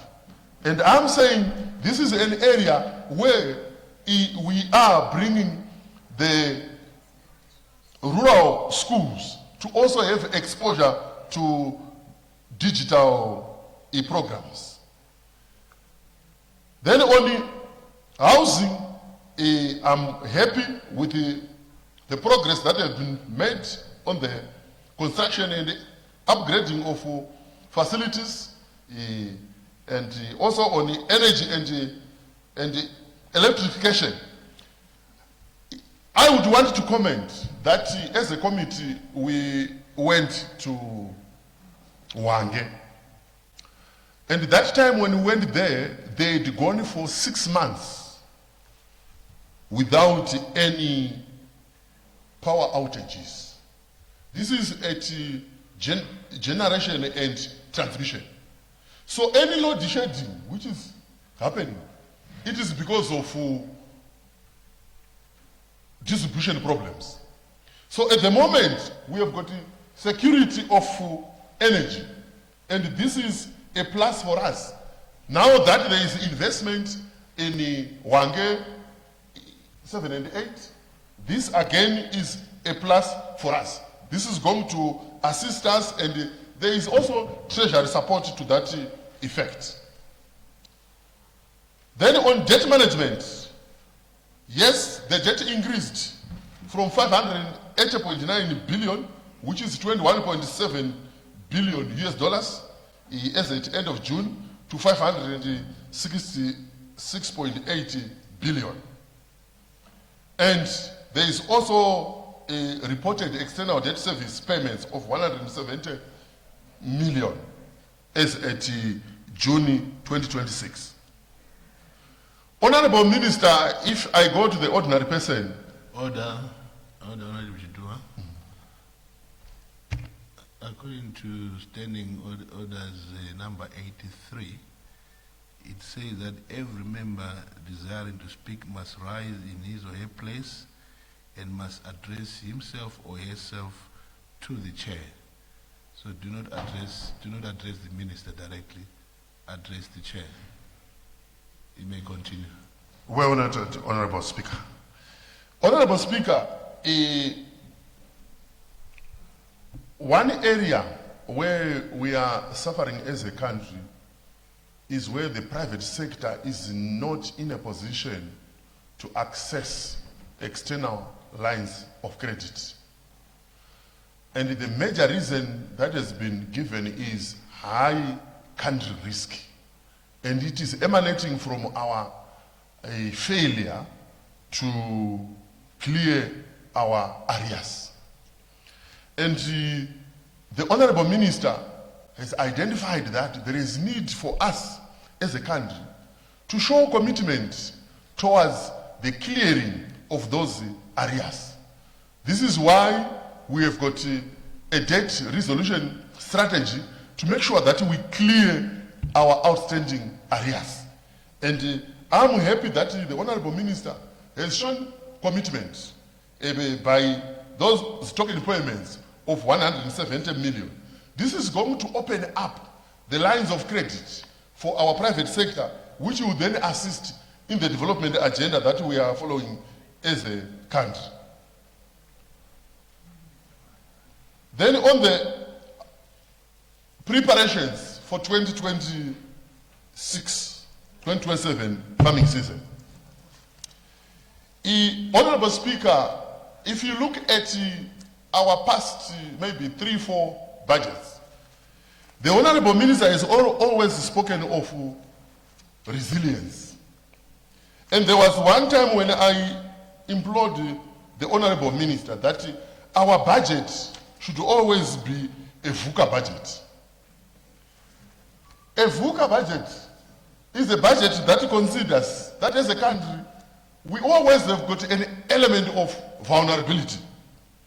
There are issues that we are not aware of where we have got huge uncertainties, complex issues and ambiguous issues. And I've seen that under the 2026 farming season, the Honorable Minister has identified issues that are going to anger our preparation for agriculture. The Honorable Minister clearly identified that there is need for an enhanced strategic grain reserve. There is need for accelerated climate smart production, integrated financing architecture, livestock drought mitigation, enhanced imports, and coordination on early warning systems and capacity. This approach, Honorable Speaker, strengthens our food security. It strengthens our rural livelihoods and resilience. And I can see that from the submissions by the Honorable Minister preparing for the likely El Nino conditions, he budgeted for a VUCA environment. And I would want to commend him for that. You are left with 3 minutes, Honorable Chidua. Mr. Speaker, sir, in conclusion, the mid-term budget and the economic review provides an integrated approach for macro stability enabling growth. It provides an approach that is very critical for infrastructure and energy enabling productive investment. It also provides a foundational base for social services, protection, and sustained inclusion. Mr. Speaker, with those remarks, I support the motion as presented by the Honorable Minister, as the Honorable Minister managed to provide the mid-term review with clarity, coherence, and evidence-based nature that will allow us to see where we are going. Going forward, we would want to continue to implore the Honorable Minister to continue to release the budget in line with the appropriations as done by Parliament. I so submit. Thank you, Honorable Chidua. The next honorable member to take the floor is Honorable Mateu.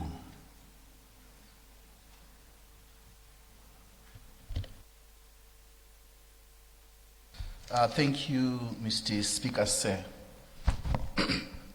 Mr. Speaker, sir, I rise today to give my voice to the mid-term budget review as presented by the Minister of Finance, Economic Development and Investment Promotion, Professor Mthuli Ncube.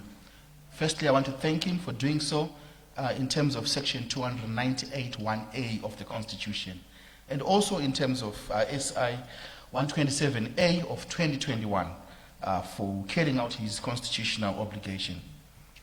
Mr. Speaker, sir, while the Treasury presents figures reflecting macro level stability.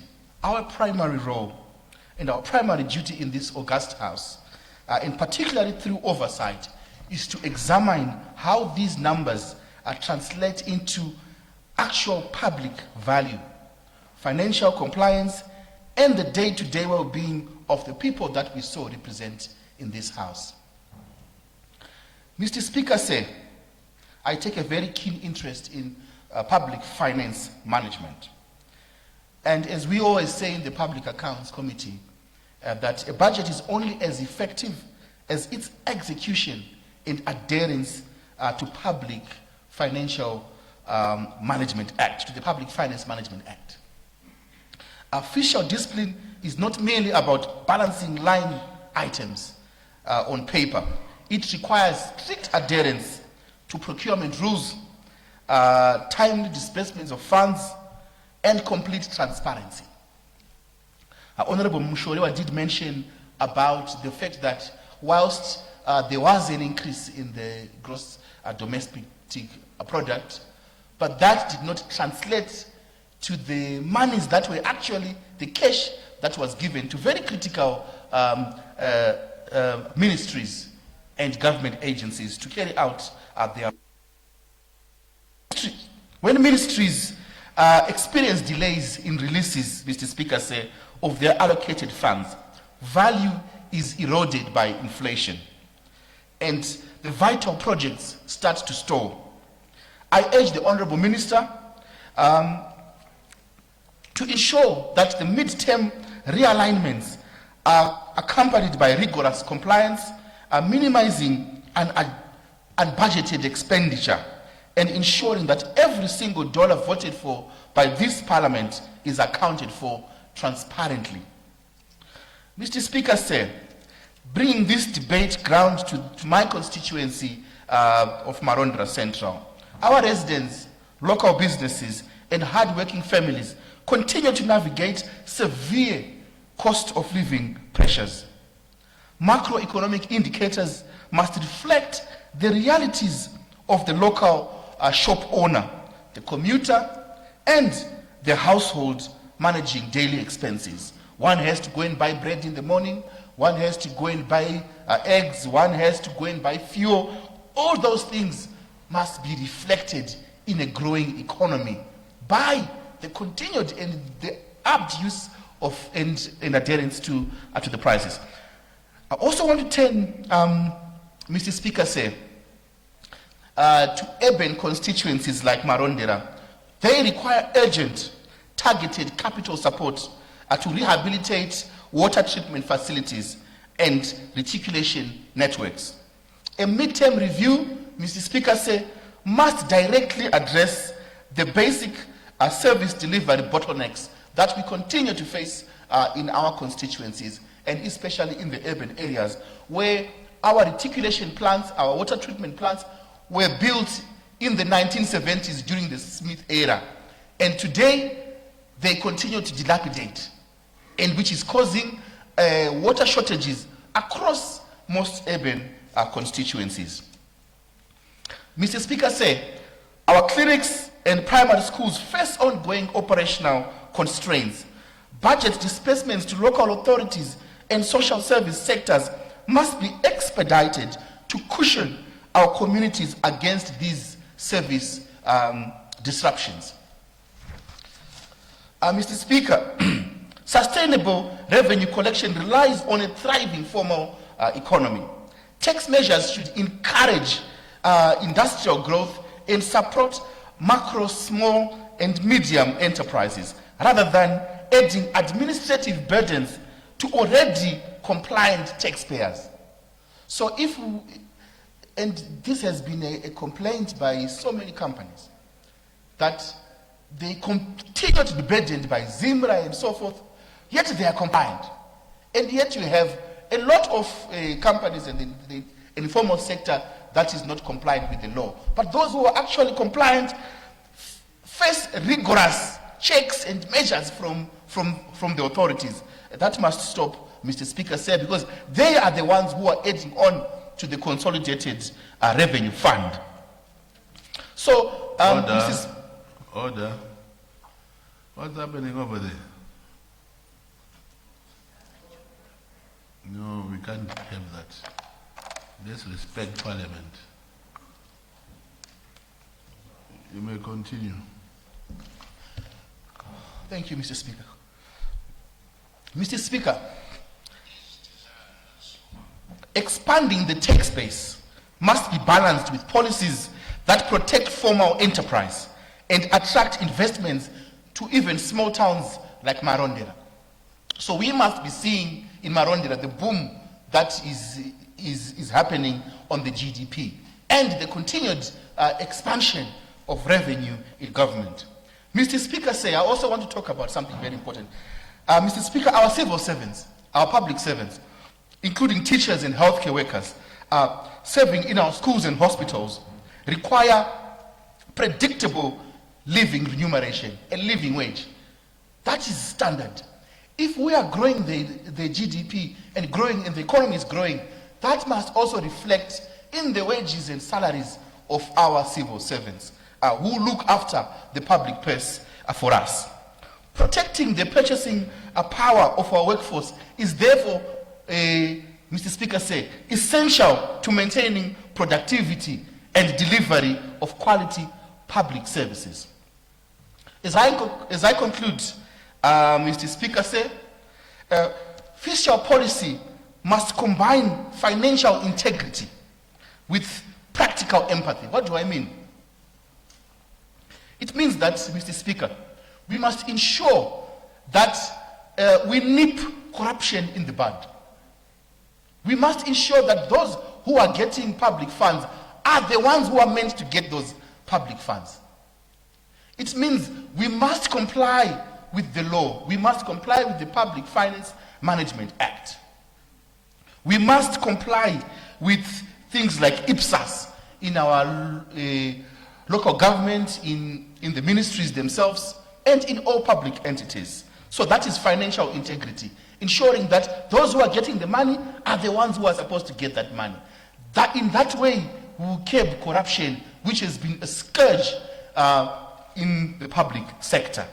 And we must balance that with practical empathy. Practical empathy.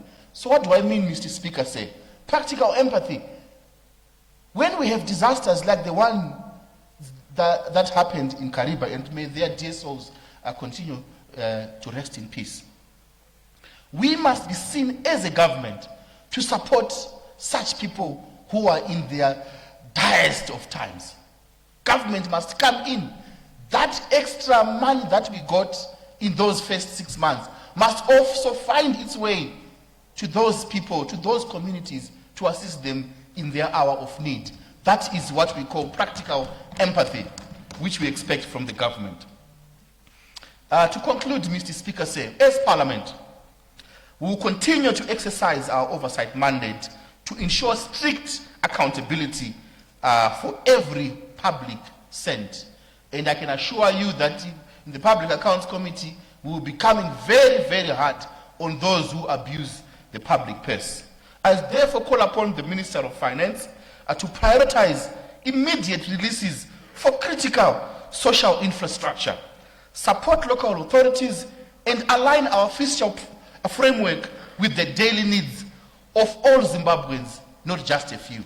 I thank you, Mr. Speaker, Thank you, Honorable Mateo. The next honorable member to take the floor is Honorable Tafalanga Joe. Is out. Okay, and the next one is the Honorable Murombedzi.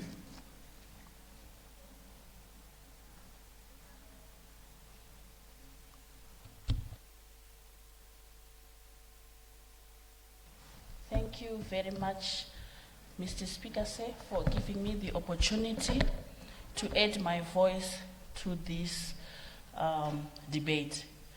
Mr. Speaker, these statements that we are debating are not merely fiscal statements.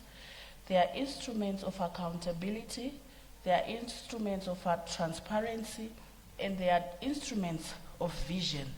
They tell us where we stand as a nation, what progress we have made, and what challenges lie ahead as we march towards the National Development Strategy through Concept Note and the Vision 2030. And it is our duty to interrogate not only the numbers, but the lived realities behind them. Mr. Speaker, the mid-term review showed that Zimbabwe's economy has remained resilient in the face of global shocks. Despite the Middle East conflict, rising energy prices, and supply chain disruptions, our economy registered positive GDP growth of 6.8 in the first half of 2026, supported by strong agriculture and mining output, as was highlighted by the Honorable Minister. Mr. Speaker, this resilience is commendable, but resilience must not be mistaken for invincibility. The looming El Nino-induced drought in 2026 to 2027 poses a real threat to agriculture and food security. Government must move beyond rhetoric and accelerate irrigation development and climate adaptation measures. Otherwise, this resilient, Mr. Speaker, will remain a statistic, not a lived reality for our rural households. Honorable Speaker, I want to jump on to the revenue mobilization and fiscal discipline. Government revenue collection exceeded expectations, as we heard from the Honorable Minister. Value-added tax contributed the largest share, 28%, followed by personal and corporate income taxes. Yet, Honorable Speaker, we must ask, is this revenue being used equitably? Heavy reliance on consumption taxes risks burdening ordinary citizens disproportionately, while corruption and inefficiency erode the benefits. The 2027 budget strategy paper speaks of fiscal discipline, but discipline, Mr. Speaker, must be seen in action, not in the glossy reports. Citizens demand accountability, not slogans. Mr. Speaker, I want to jump on to government spending and service delivery. Expenditure stood at 123.6 billion ZiG, with allocations to help, such as the Harare-Chirundu Road, Mondoro Skyline Road, and the Karoi-Binga Road, only to mention a few. The citizen budget reminds us of value for money, yet citizens still ask, where is the value when services remain broken, when roads remain unfixed, when citizens are dangerously overloaded on our waterways in Kariba? Mr. Speaker, I want to jump on to public debt and sustainability. Public debt rose to ZiG 580.9 billion by March 2026. Mr. Speaker, debt can be a tool for development, but it is also a burden. Between January and June, government dispersed $170 million in external debt service payments. Mr. Speaker, debt must finance productive infrastructure, not recurrent consumption. Otherwise, future generations will inherit liabilities without assets. We insist on transparency in debt contracting and utilization. Mr. Speaker, secrecy breeds mistrust, and mistrust undermines stability. I want to quickly jump on to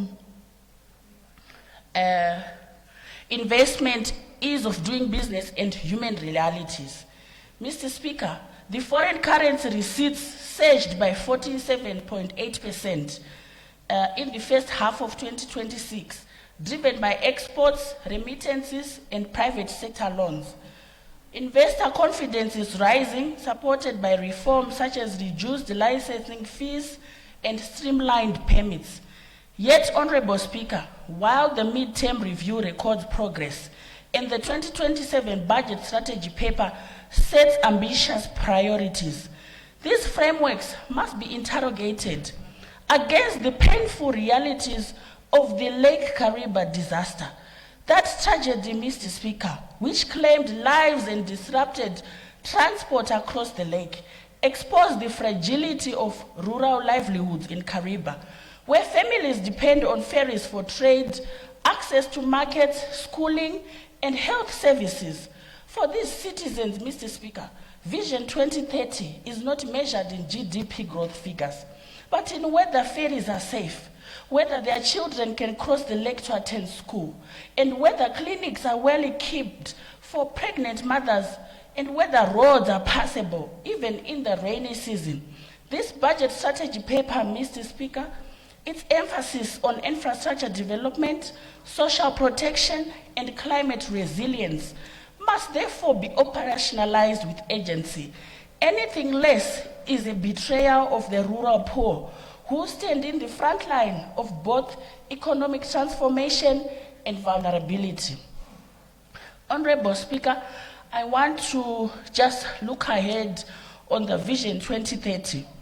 The remainder of 2026 and the 2027 budget strategy paper sets clear priorities: macroeconomic stability through fiscal prudence and low inflation, inclusive growth by empowering SMEs and supporting job creation, infrastructure expansion in transport, energy, ICT, and housing, resilience building against climate shocks and food insecurity.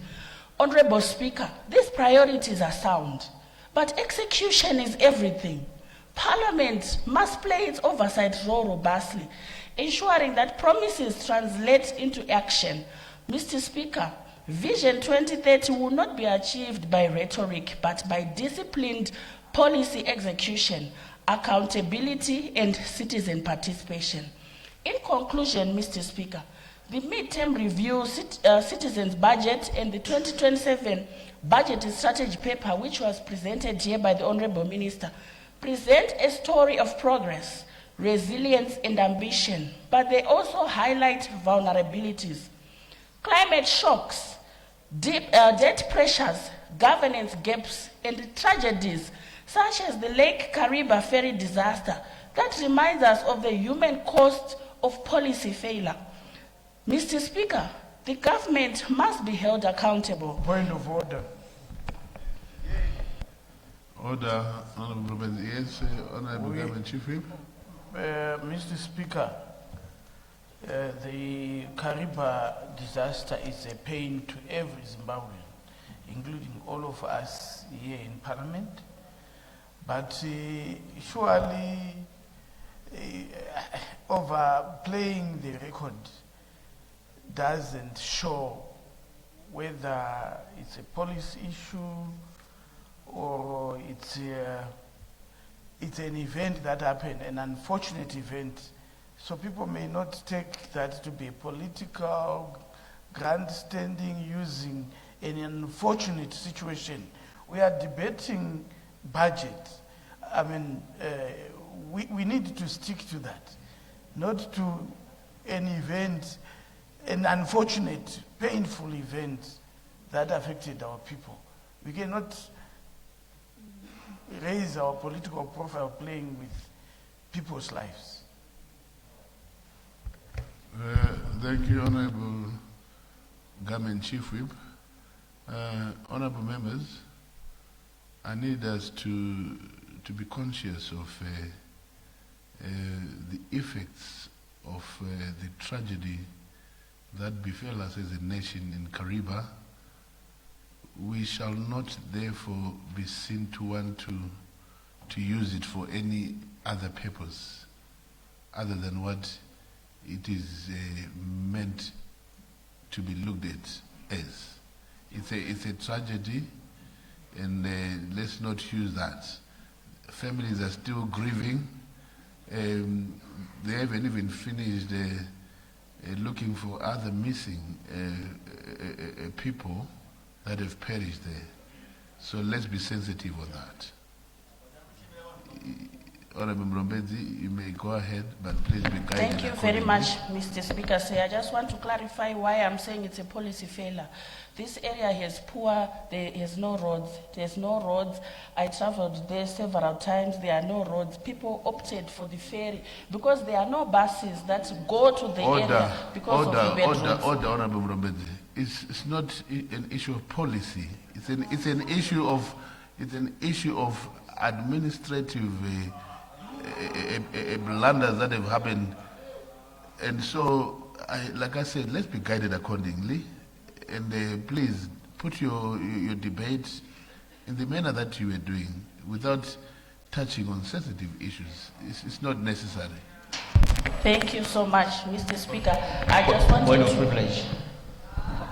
I have a point of privilege, Mr. Speaker. Order. What's your point of privilege? Matochigaro point of privilege yangu iri pakuti this house is a platform to talk about sensitive issues, issues that affect our people. The Kariba tragedy has no other platform to be discussed than in this house. So allow the honorable member to debate Mr. this. Speaker, by definition, that's not a point of privilege. It is. It doesn't. It is. But where are you standing? Order.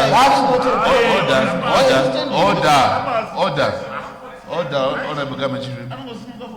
Order. Yes. Just finish up. Order, Honorable Amauswa. I had given the floor to Honorable Makumire. So, Honorable Speaker, I was saying there is no other platform that these issues can be raised. It's very important that these issues are being discussed when the Minister of Finance is in this house. He is the one responsible for disbursement of funds that must rehabilitate roads in Kariba, Mola, and Siakuvu. He must hear about these issues in this house, not through social media. Thank you very much. Thank you, Honorable Makumire. And like I said, it's not a policy issue. Policies are there. It's an operational issue that the Speaker spoke about. Honorable Chumanzala here rose up on a point of national interest, highlighting that issue. Honorable Madziwaniga, when I'm speaking and you speak as well, we are going to have a crossroads there. It shouldn't be like that. I give you a platform if you want to speak. I just gave Honorable Makumire that platform. So allow me to finish off with Honorable Makumire's point of privilege. So like I said, Honorable Makumire, it's an operational issue. Policies are there and we stand guided by them. But if operational issues are a problem, they're a problem to all of us. That is why the Speaker here highlighted that the Minister of Transport is going to conduct an inquiry so that we get to the bottom of this whole issue. Like I said, it's a tragedy, and all I was asking from Honorable Mrombedzi is that let's not sensitize something. The nation is still in mourning, relatives are still in mourning. Let's just tread carefully there. Honorable Mrombedzi, you can continue. Thank you, Mr. Speaker. Allow me to continue. Mr. Speaker, it is not enough to balance books while our boats sink in Kariba. It is not enough to boast of GDP growth while rural communities do not have roads. This debate, Mr. Speaker, must sharpen our collective resolve to demand efficiency, to demand transparency, to demand inclusivity. We need to ensure that every policy, every dollar, every reform moves Zimbabwe closer to the prosperous, empowered, upper middle income society envisioned under our National Development Strategy too. Not just for the elite, but for the ordinary citizens of Kariba Rural, of Mondoro, of Nyabira, Mr. Speaker, and every rural community across our nation. I humbly submit. Thank you, Honorable Mrombedzi. The next honorable member to take the floor is Honorable Muhombi.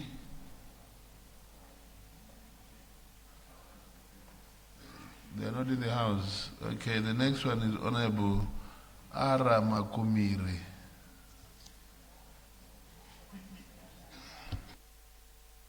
Speaker, I don't think I am ready to debate this because of some announcements that have been made in this house. They broke my heart. So maybe I'll take this on Thursday. Thank you very much. All right, then we move on. The honorable member to take the floor now is Honorable Mushipe.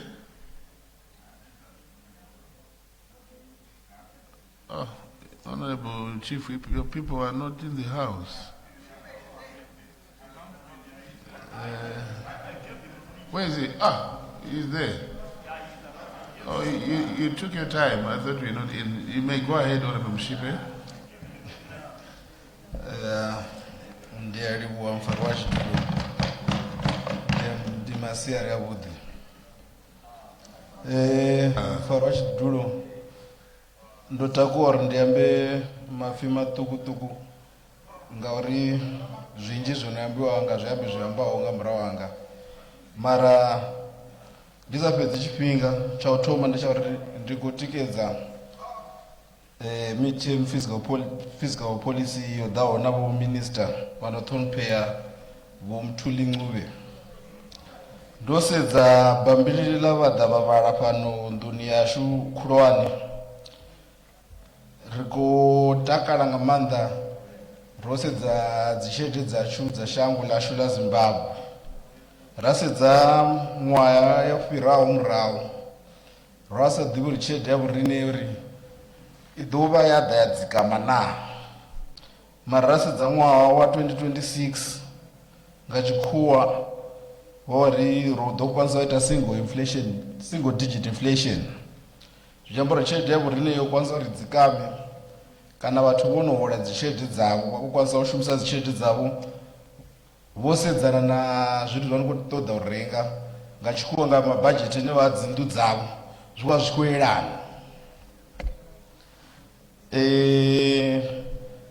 rasedza henefho ka inflation nnḓa shango hu na dzinndwa dzino itea hedzi nndwa dzi a kwanisa uri dzi ri fhambanise shangoni kha u nga maelana na tshelede ashu mara vhone sa vhaḓivhi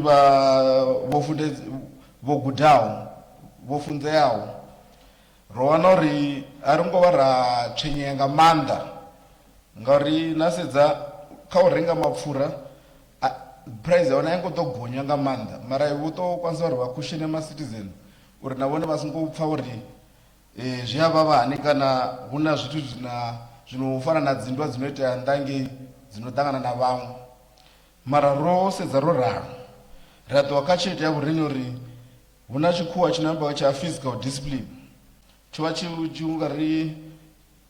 khou ri tswenya murahu a hu tshena dzitshelede dzino khou ṅwaliwa hu tshi pfi dzi khou engedziwa shangoni ndone ndi tshi khou vhona uri tshelede yashu yo no dzikama sa zwezwo i vho itea uri vhathu vhashu kana vha tshi yo renga vha vho renga vho vhofholowa vha sa ofhi uri ṱhamusi matshelo zwi nga vuwa zwo tshintsha kana dzi price kana ndi mini mara vha kwa ḓivha ri tshelede yavho ino holiwa nasi ndi ino ḓo shuma ṅwedzi woṱhe na zwezwo ri khou zwi tenda ri tshi vha tikedza ra sedza kha bambiri ḽavho zwo ḓi ambiwa nga tshikhuwa vha tshi ri budget transparency mara vhone ri khou tshi ri hetshi tshithu a si vhone vhano zwi fha maanḓa hone kana uri vhano zwi vhudza uri vha vho kona mara hu na vhathu vha nnḓa vha mashango a nnḓa o yambiwa nga vho honorable Chiduwa nga murahu uri hu na dzi bindu dzi nga dzi World Bank vhano ḓa vha sedza hezwi zwithu ndi hone ri tshi khou vhona uri na vhone vho ri sumbedza uri vho wana staff monitored program ya 10 months ya ṅwaha ino kwana 10 ende zwi khou sumbedza uri mishumo i khou itiwa ngauri vho pasisiwa nga yeneyo IMF kha staff monitored program zwi khou sumbedza uri ngongo kana ri tshi vho shuma kha ndavha dza tshelede zwi vho bvela khagala a hu tshena tshithu tsho dzumbiwaho zwi vha zwi khagala zwithu zwoṱhe ende ri khou vha dzhiela zwanḓa ri tshi ri hayi a vha hane vho farasa zwezwo ri khou vha tikedza ngauri ndi zwone zwino ḓo itela uri mvelaphanḓa ya vhoriṋe sa shango i ḓo phumelela zwavhuḓi. Hu na mithelo ya mabindu o ya dzibindu i vha i tshi khou hafuliwa nga u bva ṅwaha u tshi thoma u swika na nasi. Hu na huṅwe ho vha tshi khou wanala hu na ungari ndi nga engedza nda ri kana hu vha tshi khou tshadzhiwa luvhili ndafha example ya road access fee i vha i tshi khou badelwa bodelani nga vhathu vha dzigoloi. Na tshi vhona uri vha vha tshi badelela road access fee mara zwezwino yo no ntshiwa ila road access fee vhathu vha vho badela dzi toll gate. Ila road access fee yo vha isela uri ro sathu vha na dzi toll gate mara zwezwino ro na dzi toll gate road access fee ila ndi vha i kha ḓi badeliwa mara ndi khou vhona uri yo vha i tshi khou fhambanisa vhathu ngauri i vha i tshi vho engedza tshelede dzino ntshiwa nga vhathu mara yone uri i vho badeliwa nga ma toll gate ndi kale. So na zwezwo ri khou vha tenda na uri kha dzibindu hu vho itea uri vha no ṱoḓa u thoma dzibindu uri shango ḽa vhoriṋe ḽi ḓo phumelela nga yeneyi GDP ino yambiwa i ḓo engedza zwavhuḓi. Ndi ndavha dzedza uri dzibindu dza vhoriṋe dzi vha tshi khou tea uri dzi vha tshi vho vulea zwavhuḓi a dzi tsha ḓura a hu tshena tshelede dzino ḓura ende zwithu zwa tshipa sa zwezwi a thi zwi ni ḓo vhona uri dzibindu dzi ḓo anda ngauri heiḽa mitshelo yo vha i tshi khou valela vhathu nnḓa uri vha songo thoma dzibindu dzo no vha fhasi dzi vho ita uri dzibindu dzi kwanise u shuma zwavhuḓi dzi sina ma-expense manzhi. Ndi tshi fhedzisa mfaro wa tshidulo ine ndi ṅwana muṱuku ndi muswa so ndo ri ndi tshi vhala budget strategy paper ya 2027 ndo vhona vho minister vha ngo hangwa vhaswa henefhaḽa hu na dzi empowerment projects dzi hone youth empowerment ya vhaswa kha budget strategy paper ya 2027. Ri na khumbelo kha vho minister uri heyi budget strategy paper i tshi khou vhala vhaswa a ri teni uri zwi phumelele ngauri vhathu vhanzhi shangoni ḽashu ḽa Zimbabwe ndi vhaswa a ri vha tikedzeni ri ḓo ita uri zwi ḓo phumelela uri na vhone kana vha tshi wana empowerment.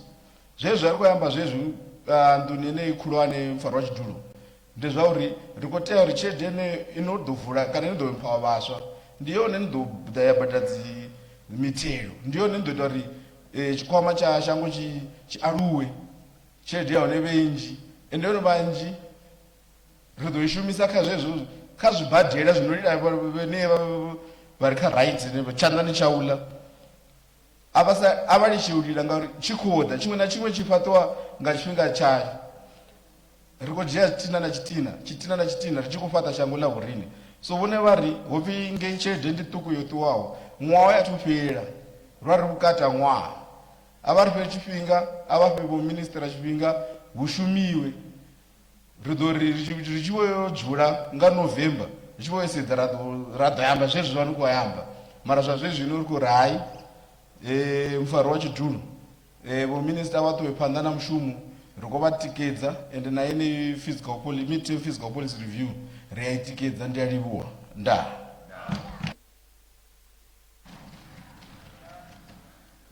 ndo livhuwa nga maanḓa ka vhane vha tshi amba muṱonisi Mushipe.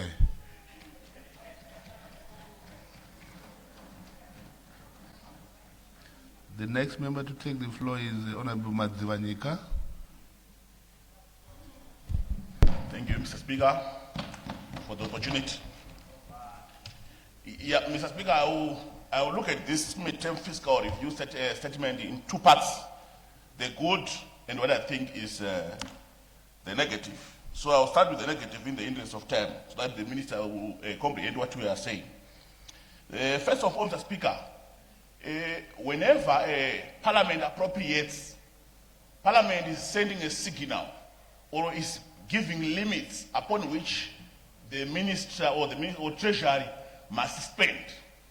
So, half yearly, as we get to the end of the first half of the year, we've seen some budget overruns, particularly in particular votes like OPC.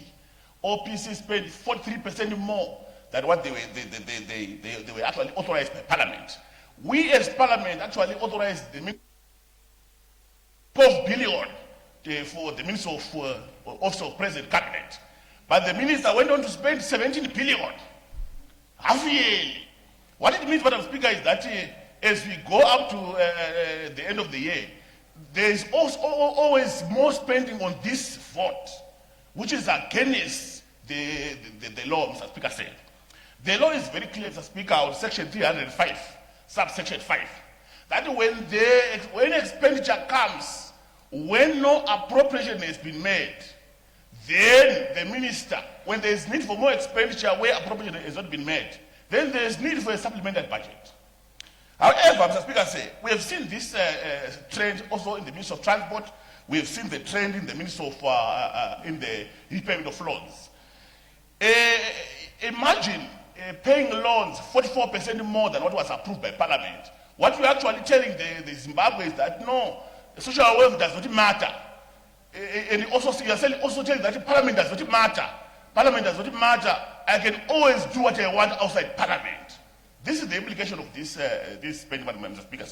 If there was need for more expenditure, if the minister realized that what we have allocated for OPC, what we have allocated for Minister of Transport is not enough, he was supposed to come back to Parliament again for a supplementary appropriation. This is ultra via the constitution of the land and also the Public Finance Management Act. Mr. Speaker said, this behavior goes straight to what is called budget. It discredits the credibility of a budget. Because the credibility of a budget lies with the ability of the Ministry of Finance to ensure that spending is done in line with the parliamentary approval. That is the fundamental understanding. Mr. Speaker, let me assume that the Honourable Minister of Finance used money from the unallocated reserve pocket. We are aware, Mr. Speaker, that on this year's budget, we allocated 13.9 billion SIG for as a contingent allocation or contingent vote, which sits in the Ministry of Finance vote. So, if that happens, what Mr. Speaker said, what it means is that half yearly, the Ministry of Finance has taken 5 billion from the unallocated reserve fund to the Ministry of OPC. It has also taken another 5 billion from the unallocated reserve towards repayment of loans. It has also taken $500 million from the same contingent vote towards the Ministry of Transport.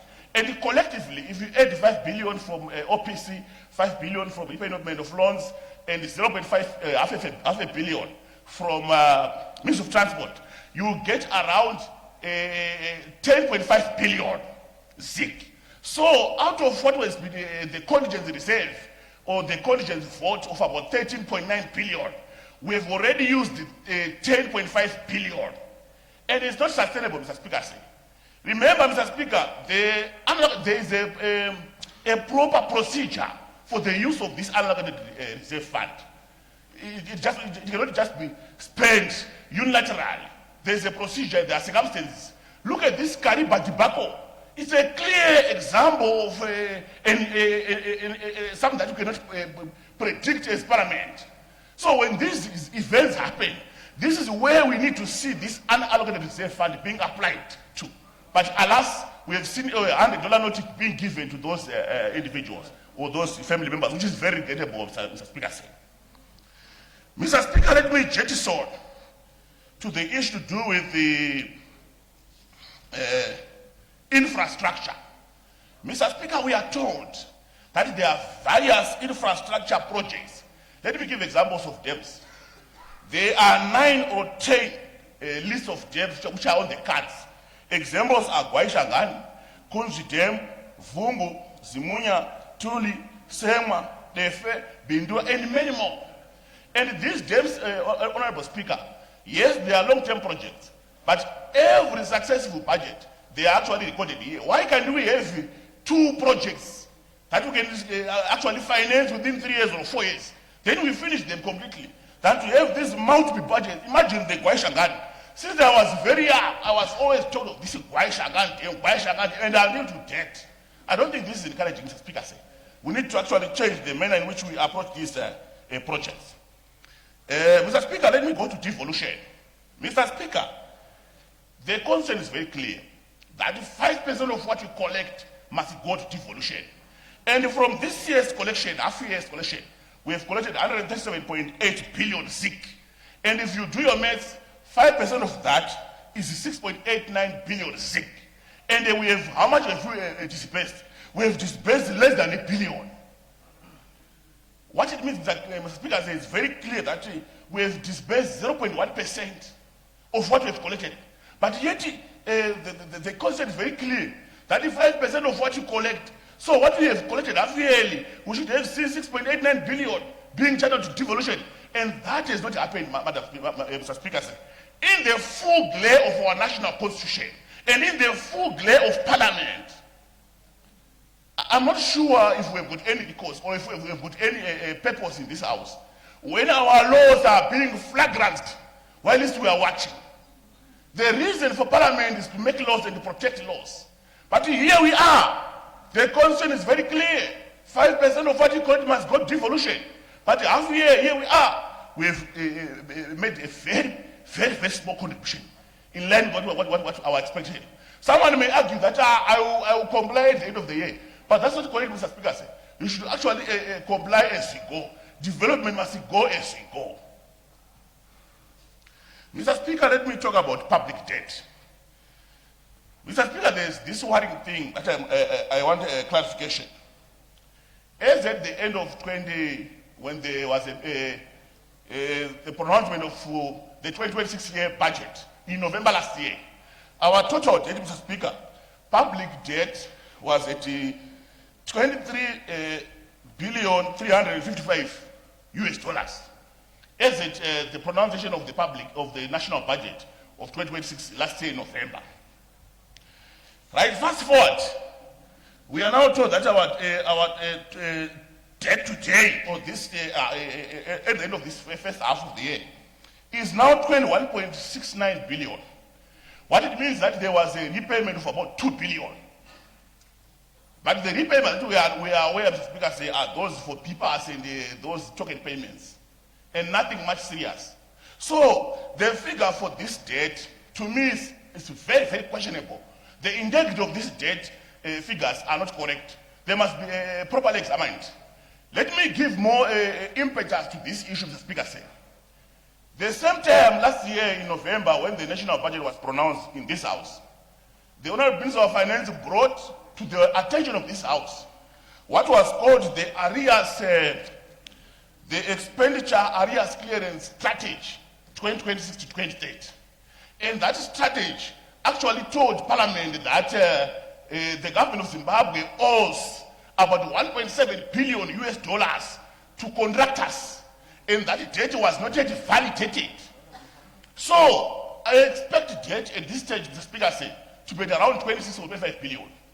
This figure is misleading, because if that 1.7 billion dollar debt, which was not part of our debt, which was not yet validated, if it has been validated now, it means if you add 23 billion last year plus 1.7 billion, where will you be?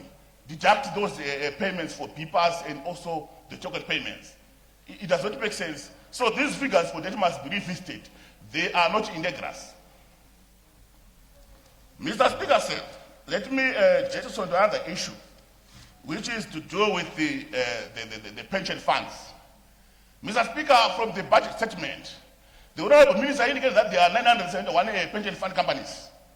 Of those 971 pension fund companies, 483 are non-active. So, if they are not active, what measure has been taken by the ministry to ensure that pensioners are protected? I think it worries me, Mr. Speaker, where half of our pension companies are inactive. It defies logic for me. Not only that, on the same token, there is this provision for the prescribed asset status, where government seeks to take capital from the pension funds to use on its prescribed assets. So in that case, it appears that there is low uptake, because the one which is authorized by government is to say 20% of resources owned by these pension companies must go for prescribed assets. But there is an uptake of around 9% or so. What it means that the pension companies are not willing to participate in these programs. So the question that comes is, Are these prescribed assets, adjusted inflation returns, adjusted risk returns, are they positive to the extent that it benefits pensioners? Maybe that's the reason why there is low uptake from the pension funds. Then, Mr. Speaker said, let me just on another issue, which is the issue of monetary development. Mr. Speaker said it is common cause that the Minister of Finance, through RBZ, since the introduction of the ZIG, they actually intervened in the willing buyer, willing seller. Mr. Speaker, Order. Honorable Member, we were following his debate, but there's something that we missed that we request that if he can come again regarding prescribed assets. Why there is low uptake? He mentioned something and we lost it. If he can assist us. Thank you, Honorable Madzwanyiga. Would you mind coming back on that statement so that maybe the minister can also take note? Thank you, Mr. Speaker. My comment on the prescribed assets, Mr. Speaker, was to say that at law or at moral suasion, the Minister of Finance requests 20% of all pension fund companies to be invested in what you call prescribed assets or government vital projects. So the question, what we are seeing on the ground is that the pension companies, they are complying to the level of 9% out of 20%. And that, what it means, Mr. Speaker, is that there is low uptake by these pension fund companies. So my question was to say, to question the minister was to say, why do we have this low uptake? Is it because that the inflation-adjusted returns, as well as the risk returns that are derived from these prescribed assets projects, are they positive to benefit pensioners, to make it profitable for them to support those projects? If it is not, then there's no one who actually put this capital into the mouth of a crocodile. Mr. Speaker, let me jettison to another issue, which is to do with the money developments, monetary stability, or money developments. Generally, Mr. Speaker, there has been stability in the exchange rate, there has been stability in inflation, which must be commended. We have to give credit where it is due. However, Mr. Speaker, I'm a bit concerned about the level of interference of the RBZ in the willing buyer, willing seller. From 2024, Mr. Speaker, up to date, for a period of about 2 years, the RBZ intervened to the tune of $2.3 billion US dollars. They actually intervened in the willing buyer, willing seller to the tune of $2.3 billion US dollars. But Mr. Speaker, also watch that for the same period, we managed to generate reserves to the tune of 1.6 billion. That mismatch, yes, I'm aware that it is the fundamental role of the RBZ to intervene in the market to encourage stability. But I'm looking at the absolute amounts of money which is being spent. The money being spent by RBZ to encourage stability, 2.4 billion US dollars. Yet our reserves are 1.6 billion. It tells a different story, Mr. Speaker. In what way? In the sense that if this happens now, when we are to take 20% worth of ZIG in terms of ZIG current stock and 80% of US dollars, what will happen when we are at 70% ZIG and 20% and 30% US? What will be the architecture in that case? I just wanted clarity from that in that regard. Mr. Speaker, I'm also concerned in the money development monetary side that 48% of bank profits are coming from commissions and fees instead of coming from lending. The fundamental income generating for banks must be lending. When we are in a full-fledged intermediation spectacle, we must see income largely coming from lending than from fees and commissions. So 48% is too much of a figure coming from lending and the commissions. Mr. Speaker, let me move to the issue of Order. Yes. Can you jettison to your conclusion? You are left with 5 minutes. Thank you, Mr. Speaker. 5 minutes, I think I will do justice in that case. Mr. Speaker, let me talk about the issue of the 5% projected growth in terms of GDP. Yes, while it might seem achievable, I have got challenges, the Speaker said, or I have got pockets of fear that are arising from the possible effects of El Nino. Mr. Speaker, you are aware that the Zimulaki assessment has not been concluded for Zimbabwe, and we are not aware the extent of which we need to fund a food deficit program. So in that case, it might be too premature to go with the 5%. I think it's not prudent to have the 5% projection under the circumstances. Not only that, Mr. Speaker, if you see our GDP relies much on stochastic variables, such as the gold price, which can go up and down, which can fluctuate. It also reflects largely on agriculture, the tobacco and dairy maize production, which are also are affected by stochastic exogenous factors. So to project the 5% growth under the circumstances, I think it's a bit outrageous, but it's possible it can be achieved. Mr. Speaker, there is this thing which is the gross national income of which has reached about 3,203 US dollars towards a target of $4,600. As it is in line with us achieving the middle income status by 2030, it is commendable. However, Mr. Speaker, like I said before, it is good to have a high GNI per capita, but that must be supported by corresponding social services that are given to our people. I can give an example of health, Mr. Speaker. The Honorable Minister indicated that 27 million out of sugar tax was used to buy four cancer machines. However, Mr. Speaker, I wish the Honorable Minister would listen on this one. I wish to call to the attention of the Minister on this one. Honorable Minister, each machine costs 500,000 at maximum, including duties, including all charges, and also freight charges. But we are seeing government spending 27 million for 4 machines. That is outrageous, Honorable Minister. That is totally out of this world. So I wish to encourage the Honorable Minister to go and try to look at this issue. How can 4 cancer machines cost 27 million?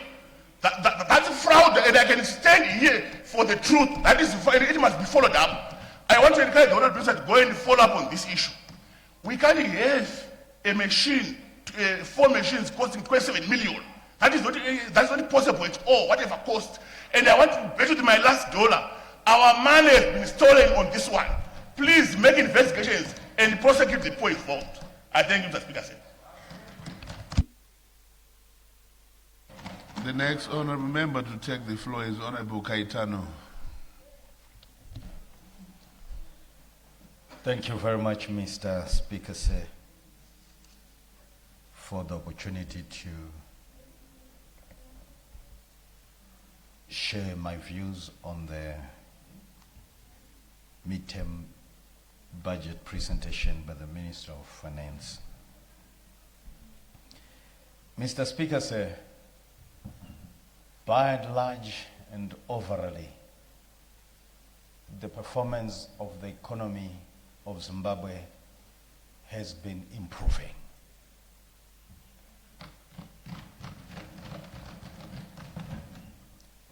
There is nothing that happens without a force behind it. This improvement is never accidental. There are people behind the scenes that are busy thinking, busy formulating, busy modeling formulas, models that will produce results for the betterment of the people of Zimbabwe. From the TSP to NDS 1 and now NDS 2, Mr. Speaker, the animal that is called inflation has been by and large tamed in Zimbabwe.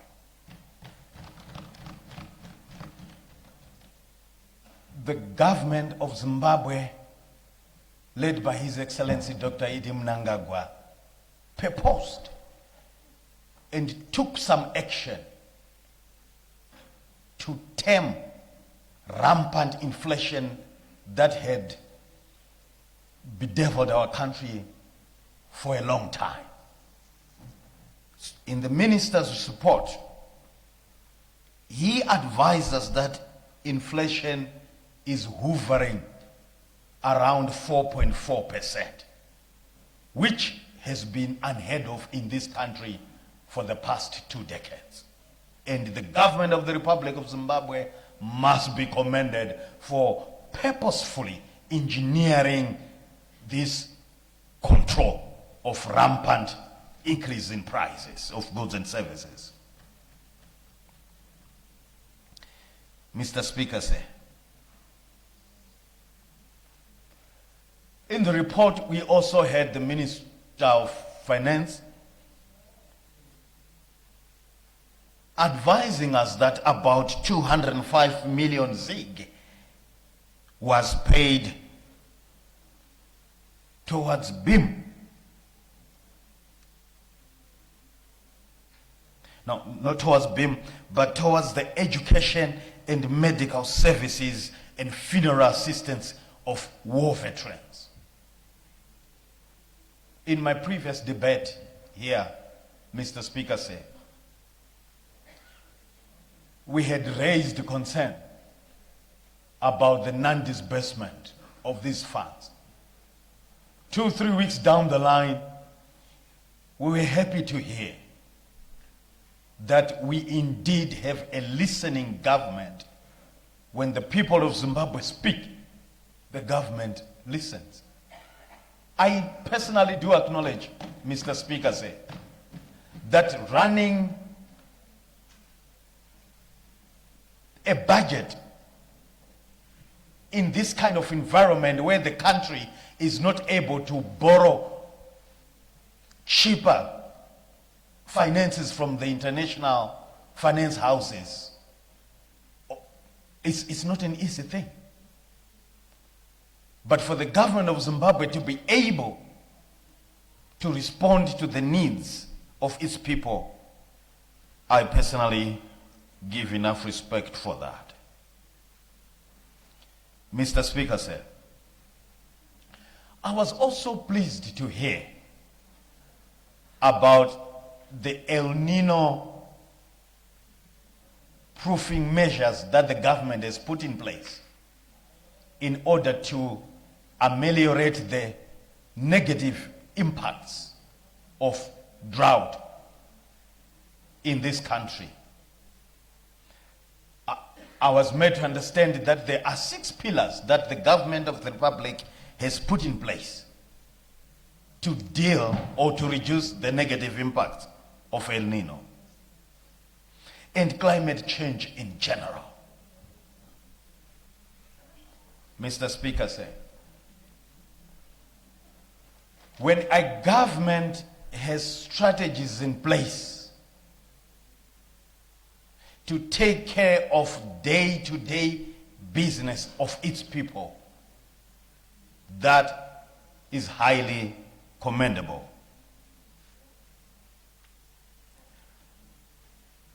Mr. Speaker, sir, my understanding shows me that, Madam Speaker, ma'am, there's a change of guard, sorry, I had not recognized.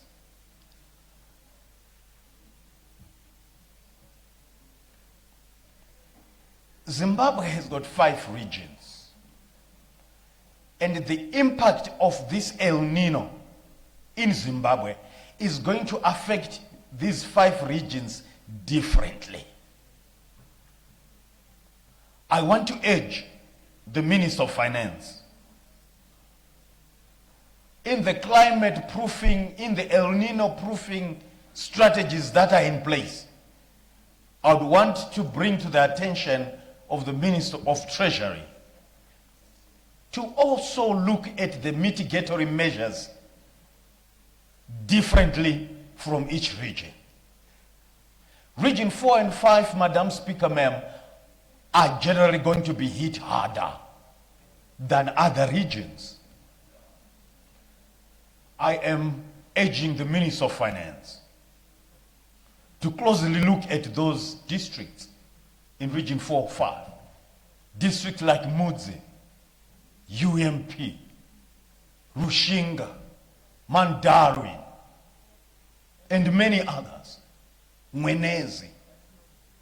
In terms of investment into El Nino proofing, there has to be huge investments in these districts than those are, for example, in Region 2, in Region 3.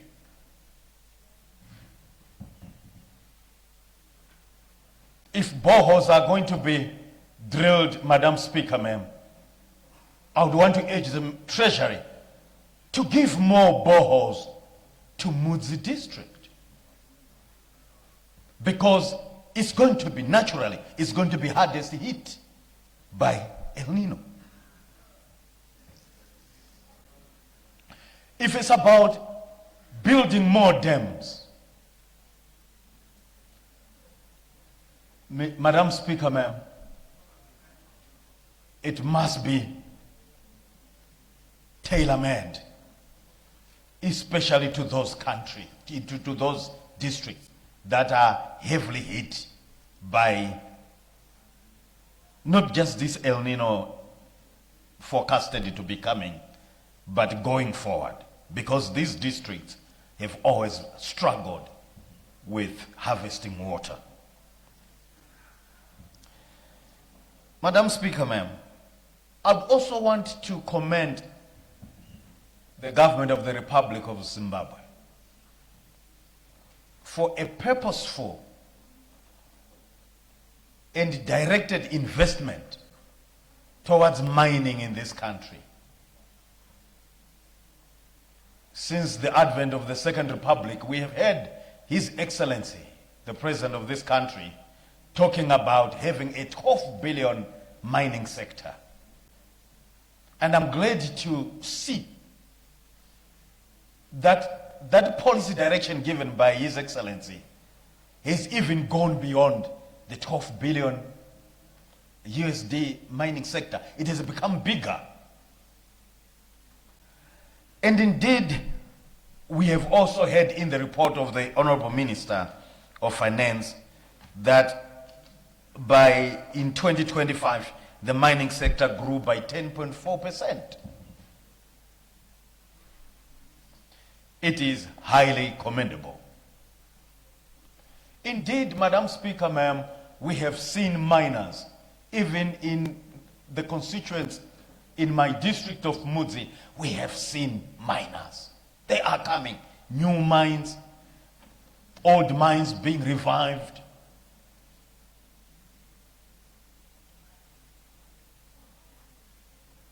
That is very commendable. Madam Speaker, ma'am, I want to urge the Minister of Finance to also look at ways and strategies that will help our own people to fully participate in mining. In Mudzi district, by and large, people that come for mining there are bigger mining establishments. Our people are only involved as workers, but not owners of these mining ventures. In his report, the Minister of Finance, there's a statement that he said, and I'm going to read it.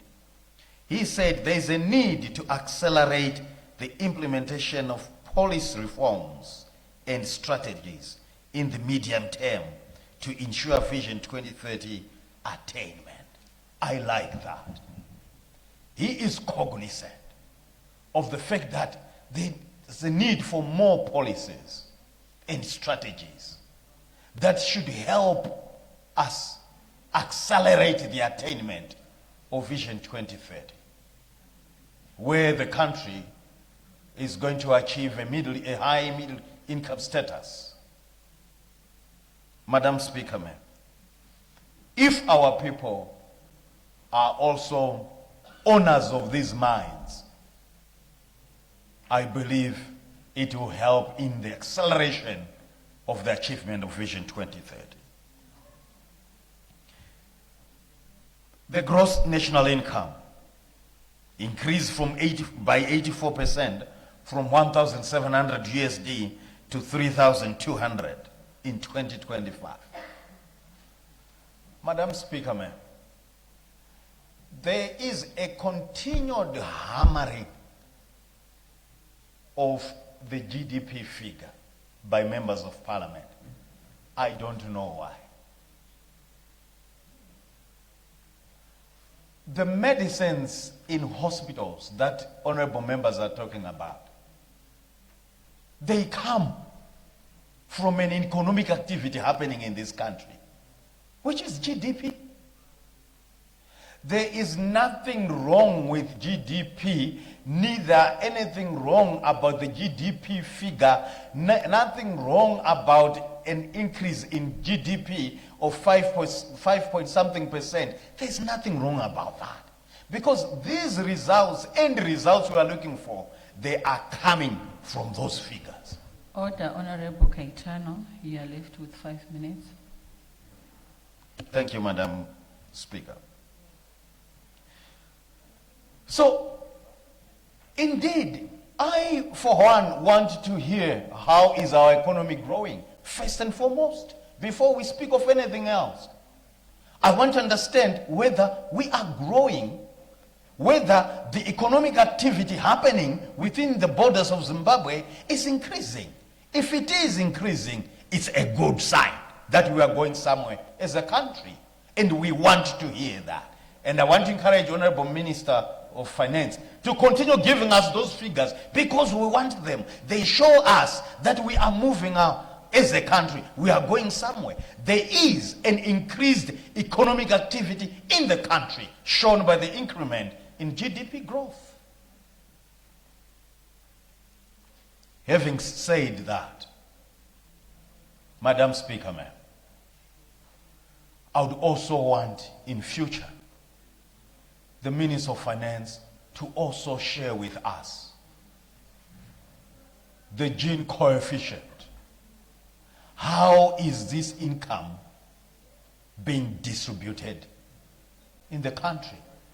The last I saw was the 2019 figure, which is still behind, of the Gini coefficient, which is 0.5. It reflects an even distribution of income on the higher side. The level of being uneven is higher. Madam Speaker, ma'am, I therefore encourage the Minister of Finance to continue with the social safety programs that will indeed help in the distribution of incomes. If BEAM is fully and timeously paid, that should help our people. If medical services are at the very minimum, that should help our people as a form of income distribution. As I conclude, Madam Speaker, ma'am, I am so excited that the economy of Zimbabwe is growing, and I want to applaud not just His Excellency, but also his team of cabinet ministers. You look at them, everybody's running around doing something, contributing to this GDP growth. Therefore, I really want to commend the work that the government of Zimbabwe is doing in improving the livelihood of people by proper allocation of resources to all sectors of the economy. I thank you, Madam Speaker, ma'am. Thank you, Honorable Caetano. The next honorable member to take the floor is Honorable Kangau Saru. Thank you, Madam Speaker, and greetings from Uhurungwe. Madam Speaker, I rise to support the 2026 midterm budget and economic review. A midterm review is not simply an opportunity to report what government has collected and spent. It is an opportunity to ask whether the economic policies adopted at the beginning of the year are producing stability, growth, and transformation that Zimbabwe requires. The Second Republic has made important progress in stabilizing the microeconomy. The task now is to convert that stability into productive investment, industrialization, and inclusive prosperity. Madam Speaker, the first achievement is microeconomic stability. Inflation has risen, which has reached 95.8% in July 2025, declined to 15% by December 2025, and averaged 4.2% during the first 7 months of 2026. At the same time, the economy is projected to grow by 5% in 2026, following growth of 8.3% in 2025. These are important gains. Low and predictable inflation improves household purchasing power, giving business greater certainty over cost and allowing investors to make longer-term decisions. In other words, macroeconomic stability reduces the risk premium attached to economic activities. I therefore commend the Second Republic for maintaining the policy discipline necessary to achieve the stabilization. But Madam Speaker, ma'am, we simply understand the stability is a means, not an end. The real economic question is whether this stability now supporting sustainable increase in production and productivity. Madam Speaker, ma'am, the projected 5% growth rate is encouraging, and the composition of that growth gives us a further reason for optimism.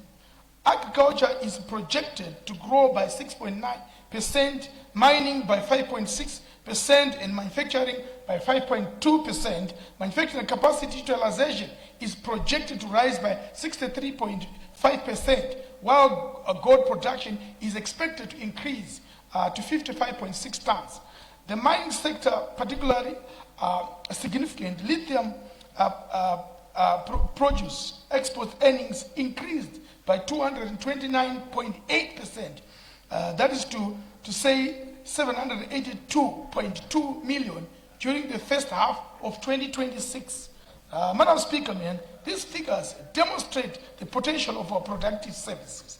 But as an economist, I would caution that GDP growth alone does not tell us whether an economy is being transformed. Growth driven by commodity price for favorable weather condition can be critical. What we need is increasingly productivity-driven growth. Growth arising from manufacturing, technology, infrastructure, skills, and value addition. This is why the government thrust towards beneficiation and value addition under NDS2 is so important. The question should no longer be simply how much gold or lithium we export. We must ask, how much of the value chain are we retaining in Zimbabwe? How many local industries are being created? How many jobs are being generated? How many technologies being transferred? This is how we move from an economy that exports commodity to an economy that creates and retains value. Madam Speaker, ma'am, fiscal performance has also been encouraging. The 2026 budget projected revenue of 288 billion ZiG against expenditure of 290.9 billion ZiG, resulting in a projected deficit of only 3.2 billion ZiG. During the first 6 months, government collected 137.8 billion ZiG against expenditure of 123.6 billion ZiG. This demonstrates strong revenue mobilization and expenditure discipline. Importantly, the savings were directed towards debt servicing and the clearance of arrears to service providers. That is economically significant because government arrears do not remain a government problem. When suppliers and contractors are not paid, liquidity is removed from the private sector, investment is delayed, and businesses struggle to meet their own obligations. Therefore, clearing arrears helps restore confidence and liquidity in the productive economy. At the same time, we must continue broaden the revenue base. VAT contributed to 28.3% of revenue collection, followed by personal income tax at 16.6%, corporate income tax at 13.8%, and excise duty at 8.5%. The long-term answer is not simply to increase the tax burden on existing taxpayers. It is to expand the number of productive taxpayers through formalization, digitalization, improved compliance, and economic growth. Put simply, Madam Speaker, a growing productivity economy creates a strong and more sustainable fiscal base. Madam Speaker, the inflation performance deserves a particular recognition. ZIG inflation averaged 4.4% between January and June 2026 and stood at 3.2% in July. However, we must remain vigilant. Broad money increased by 30.6%, while reserve money expanded by approximately 20%. This does not mean that monetary expansion is automatically inflationary. The key question is whether the expansion of liquidity is supporting real production and investments. If credit is financing agriculture, mining, manufacturing, construction, and small business enterprise, it can support economic growth. But if liquidity expands significantly faster than the productive capacity of the economy, inflationary and exchange rate pressure can eventually return. Therefore, our objective must be to maintain price stability while expanding productive credit. Zimbabwe needs affordable capital to expand its productive sectors. The challenge is ensuring that financial resources are channeled towards activities that increase the country's capacity to produce. Madam Speaker, public debt remains the major structural constraint that we must continue addressing. Public and publicly guaranteed debt stood at 580.9 billion, equivalent to 21.7 billion in US dollars at the end of July 2026, as from 566.8 billion ZiG at the end of 2025. Government paid 170 million US dollars towards external debt service and 15.3 billion ZiG towards domestic debt service during the first half of the year.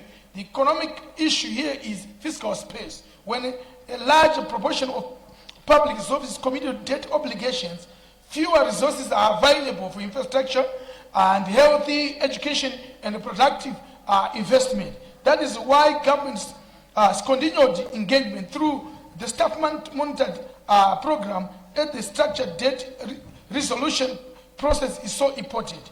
The review report that Zimbabwe met all but one of these quantitative targets in the first quarter of staff monitored program review.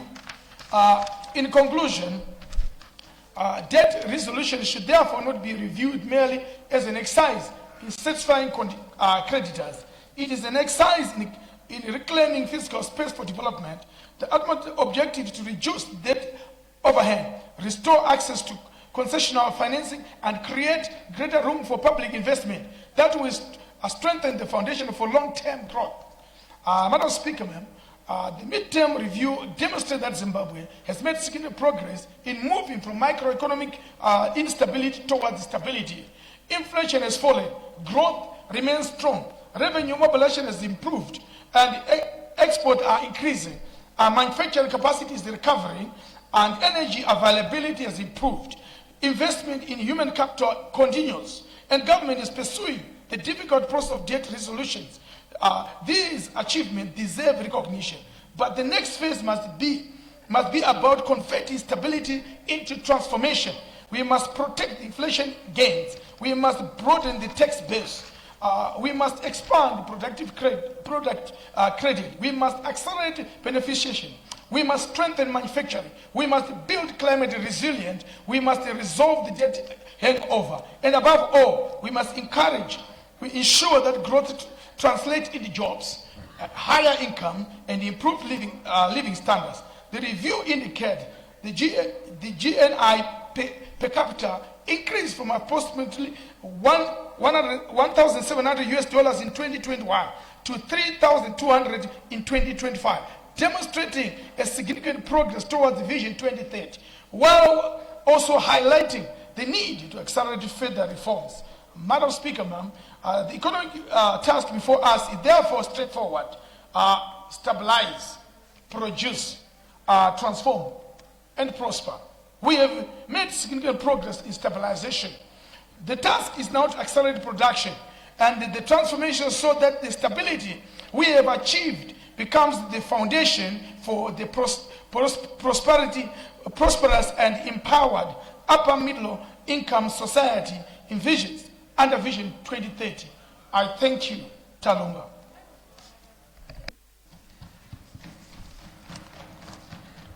Thank you, Honorable Kangausaru. I now recognize the Honorable Minister to respond. Thank you, Madam Speaker, ma'am. I thank the Chair of the Committee of Budget and Finance and all the honorable members for their comments, their inputs, their observations, which are very helpful in our budgetary process and budgetary implementation process and policy management overall. Let me start with the report from the Chair that was presented from Honorable Liwayo, the Chair of the Budget and Finance Committee. The report observes the state of the global economy with growth seemingly under pressure because of the pressures arising from the war in the Middle East and other geopolitical tensions, but also recognizes the resilience of our economy, as explained in my statement, where we expect growth to be 5% this year, even in the face of additional pressures coming from climate shocks, being the El Nino phenomenon. The report also commends the statement for recognizing the macroeconomic stability and for supporting the macroeconomic stability that we're seeing in terms of low inflation, in terms of stable inflation, but also a stable exchange rate. But also the general increase in reserves, which have gone almost halfway towards the target of 3 months of import cover. When it comes to budget expenditure, again, the report recognizing the good work that's being done, where we spend something like 42.5% of the budget, just below target of 50%, but it's about right this time of the year. The first quarter is always very slow, Madam Speaker, ma'am. And then we pick up speed in the second quarter. So 42.5% is not a bad figure.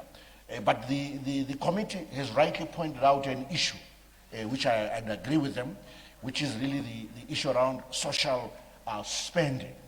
That our social expenditure, especially social protection programs such as BIM, we need to do more going forward in the second half to catch up with our targets of supporting our vulnerable citizens, especially around the BIM program. And I agree with the report, and we will endeavor to do so and improve on disbursements. Another issue that the report has highlighted in this expenditure performance is on devolution funding. I can assure you, the chair of the committee and colleagues, honorable members in Sokas House, Madam Speaker, that will again increase releases towards devolution funding, as well as the constituency development funds, the CDF, because we are aware of the complementarity between those two, that they do after all end up supporting projects on the ground in the various constituencies in the various corners of the country. But also the report does take note of the disbursements we have done towards the welfare of the war veterans, veterans of liberation struggle. And again, here, I think an issue that comes up is that of the children of war veterans who need support through the BIM program. Will accelerate disbursements towards that need. The report also highlights an important issue when it comes to supporting our small to medium scale enterprises. The report commends the work we have done supporting the various financial institutions. If you look at SMEDCO, which received 75 million ZIG, SMEDCO has done a lot in supporting our small to medium scale enterprises. But there's a lot more, if I can add, Madam Speaker. We also now have the National Venture Fund. It is also supporting our small to medium scale enterprises. And some of the companies that are supported by the Industrial Development Fund, also some of them sit in the medium scale companies category. Let me turn to an issue that is raised in the report regarding support to returnees, which again the report commends government for responding appropriately. And we've allocated so far almost 5 million, in fact 4.8 million US dollars so far spent on the endeavor to support returning citizens. But the report highlights that there is need perhaps to harness the potential from these returnees, Madam Speaker, around skills, deployment, and other such resources that they possess. But skills are the big one. Some of them are business people. That's why we have allowed, Madam Speaker, for them to bring in through the borders their equipment for their businesses, to bring that in duty-free and be able to restart some of the businesses.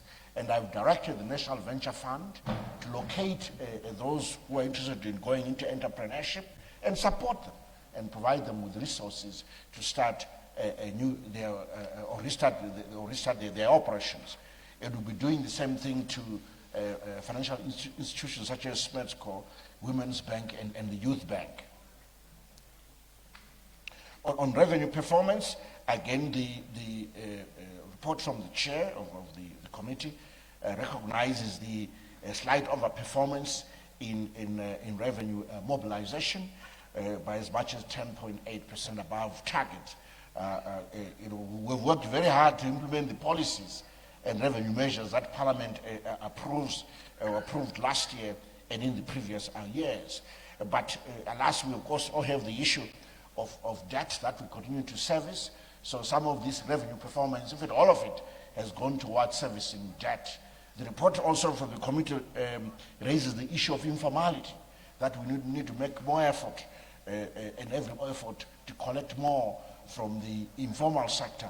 We've always said that the informal sector, Madam Speaker, is only informal to ZIMRA, but half the time it is formal to local authorities, to our city councils. So what's needed is that sharing of data, that collaboration between local authorities and ZIMRA. Once that data is shared, then it's easy then to insist that before you as a vendor, before you renew or before we renew your operating license, your vendor license, please take care of this blah blah tax, presumptive tax that you should be paying. So once we fix that gap between the ZIMRA and local authorities, a good part of the informality will be dealt with, but not all of it, but we'll make every effort to improve collections from the informal sector. These are some of the issues that were raised in the report from the Budget and Finance Committee, and I thank Honorable Hiwayo for the presentation. Let me turn to the interventions by Honorable Mushoriwa, who highlighted that he sees over expenditure in some of the MDAs. I think we mentioned OPC specifically. We have an expenditure of over 100%, 143% to be precise, and we're wondering if then we're living within the limits of what Parliament has prescribed and so forth. I must, if I can allay his fears, I did actually issue a public statement on this, which is there for everyone to see. I'm sure he has seen it, where we have, I've explained that this had to do with just an administrative delay in the sense that some of the projects, national projects that are being implemented, which are of serious national importance, are being contracted or administered through the Office of the President Cabinet, which then supervises the various MDAs, the various ministries. So what happens is that at once we go over the second quarter into the third quarter, these are allocated to the appropriate MDAs. So you will see going forward, the Honourable Member will see going forward, that this is really not an issue at all. It will dissipate once the allocations are done. So you can imagine an institution such as READER, Rural Development Agency, which is the old DDF, which sits in OPC. It does undertake infrastructure development. I'm just using them as an example. Yeah. And also we have got a presidential borehole drilling program, which is really gone a long way in ameliorating on the water shortages in some of our communities out there. So some of these projects are critical projects. They are managed nationally because of their strategic importance, but they do get allocated to the various MDAs. So the issue of over-expenditure will dissipate. It's just a mere administrative delay in reconciliations. Honourable Mshoria also mentioned the need maybe for a supplementary budget. I still insist we don't need it, Madam Speaker, ma'am. We have enough resources. We are still living within our means. There's no need to worry at all. Then on the issue of GDP, that maybe we shouldn't focus on GDP. GDP is a very important figure because it is a summary of how an economy is doing, how it is growing, and there are so many things that it tells you. And GDP is not measured top down, it is measured bottom up. At the end of the day, you are measuring the microeconomic activity in an economy and aggregating that to come up with one summary overall figure. So it is not some figure plucked out of the air, it is a summary of the economy itself, and therefore you need it to describe how it is doing. But also it gives you very useful frameworks, Madam Speaker, ma'am, for you to then begin to say how much revenue can you raise from the economy to support public programs. So without that GDP figure and its growth rate, you are unable to plan for the next year for anything going forward. So it's very important for planning going forward. On the issue of social services, again, you have to say if a GDP growth is so much, or the size of the cake with GDP is so much, and we are able to raise so much revenue, how much of that should go towards the social sector? All those are parts of GDP, and we need that metric to tell you how to distribute those resources. If I can quickly say that if you look at the budget for education, for health, and include the budget for the Fumvuza Intwasa program, because that is productive social protection in a way, you easily see that about just over 40% of the budget that we're talking about was spent on social services, on the social sector, and therefore facilitating income redistribution across our economy. Let me turn to issues raised by Honourable Chidua. He basically started off by saying he, as a member of the Budget and Finance Committee, he stood by the report of the committee, but I still want to highlight some of the issues that he presented. Basically emphasizing the point that the midterm budget statement is not just about budget expenditure, reporting on growth performance and so forth. It's also an update on policies. It's a policy update to double check if our policies are working or not, or we need new policies, we need to update policies. All of that should be pronounced in this kind of midterm review statement. Coming back to the economic update and GDP, he did double down on that. Last year we recorded a growth rate of 8.3% in terms of GDP growth. And this GDP growth is also visible when you travel around. You see this GDP growth in the housing development across our country. You see it in road construction.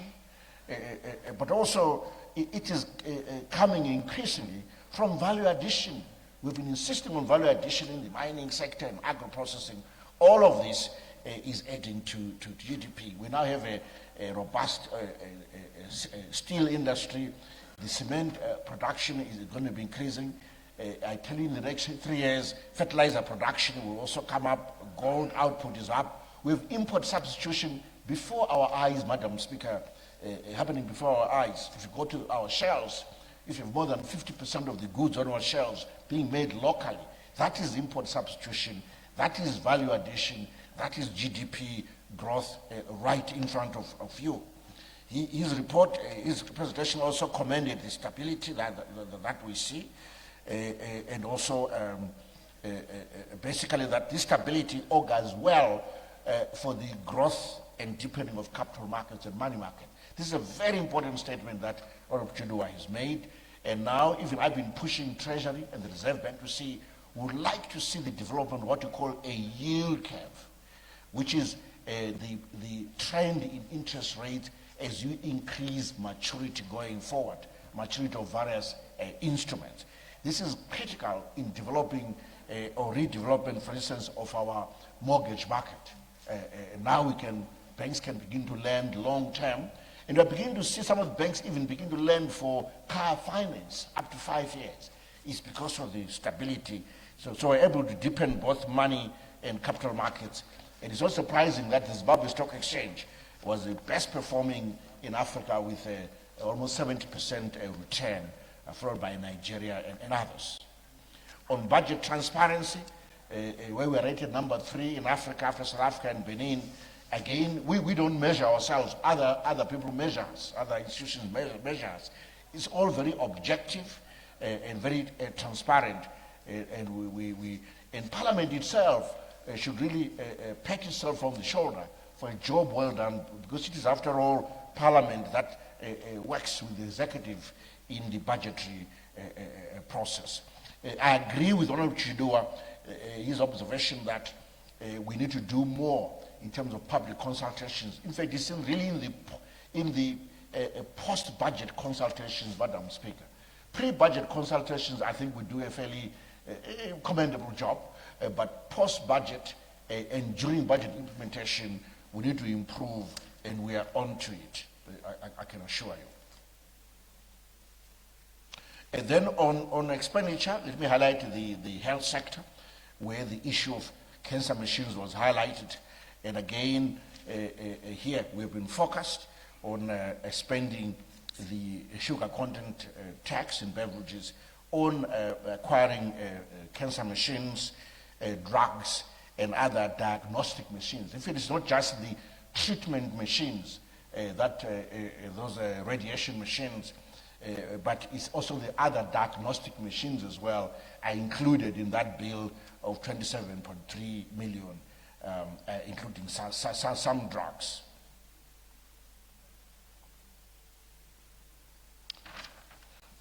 Then on social protection, I've mentioned the issue of BIM, where again we will seek to do more. Honorable Chidua mentioned this. Then on the issue of infrastructure, he expressed satisfaction with how we've supported the transport sector, which is an enabler, roads are an enabler, and also the water sector as well. And then an issue on infrastructure investment is ICT connectivity. Just rolling out those Starlinks in the rural schools is improving the quality of education, access to information for our children. And some of them are even preferring to transfer schools just because their current school doesn't have any Starlink-based connectivity. And then turning to an area of public debt, it is necessary that we really should clear the debt, and I agree with Honorable Chidua that to, again, double our efforts in doing so. And the current staff monitored program, which is underway, is part of that process, so that we can get to a decision-making point and clear the areas for the IFIs, which is the World Bank and the AFDB. If all goes well, this time next year, we should have cleared those areas of the preferred creditors. And I thank him for highlighting that point. And we'll continue with the token payments that we're making. The response to El Nino, indeed, he used the the phrase, there must be a VUCA element in the budget. He used to say that to me when he was my deputy a few years back, and I agree with him. That's why our theme for next year, for the budget strategy paper, is focusing on resilience and responding to the climate shocks, being the El Nino shocks as well as the global shocks. We'll make sure that the budget reflects this. I now turn to the contribution by Honorable Mateo, who did say that the budget, certainly the midterm budget, was presented within the law, and he mentioned a very important point that it must, some of the economic figures we present must translate to public value, and then he also made his contribution on his thoughts around the concept of GDP, how this ought to be translated to social services and so forth. And that's the point, that you tax GDP, you tax economic activity as represented by GDP, and that's what we've done through the policies implemented through this parliament, and we use this to support social services, social spending, which currently is about 42% of our budget. So we are in line with that kind of thinking. He talked about minimizing and budget for expenditure. We agree with him that we should always resist pressures to spend outside what is approved. He also talked about the need to, again, increase our efforts, improve our efforts in taxing the informal sector, which I've already highlighted in my prior response. And then support for civil servant salaries. We've done that. We did a job evaluation and we adjusted salaries in line with that job evaluation. And that the budget should be remain within the dictates of the Public Finance Management Act, the IPSAS rules. I agree with him. We always endeavor to remain within these rules. Let me turn to Honorable Mrombedzi, who highlighted that the economy indeed has remained resilient. GDP growth was 6.8% in the first quarter, but then highlighted that El Nino is posing challenges going forward. It is. That's why we have got this 6-pillar response program, Madam Speaker, which hinges on agroecological tailoring through the Fumvudza Intwasa program, is supporting fertilizer, access fertilizer imports, removing duty on that.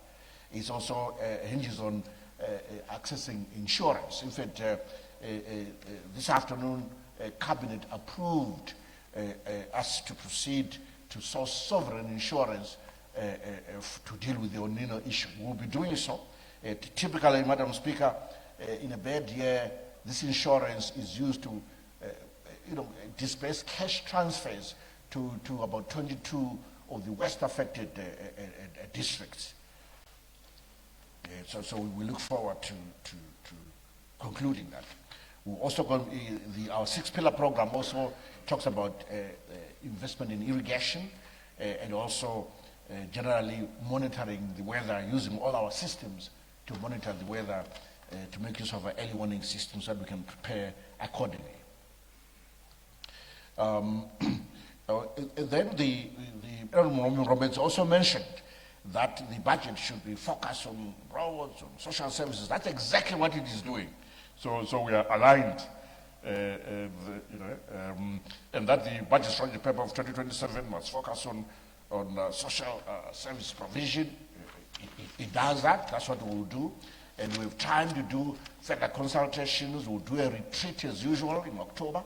And then come November, then we will present the budget and debate it accordingly.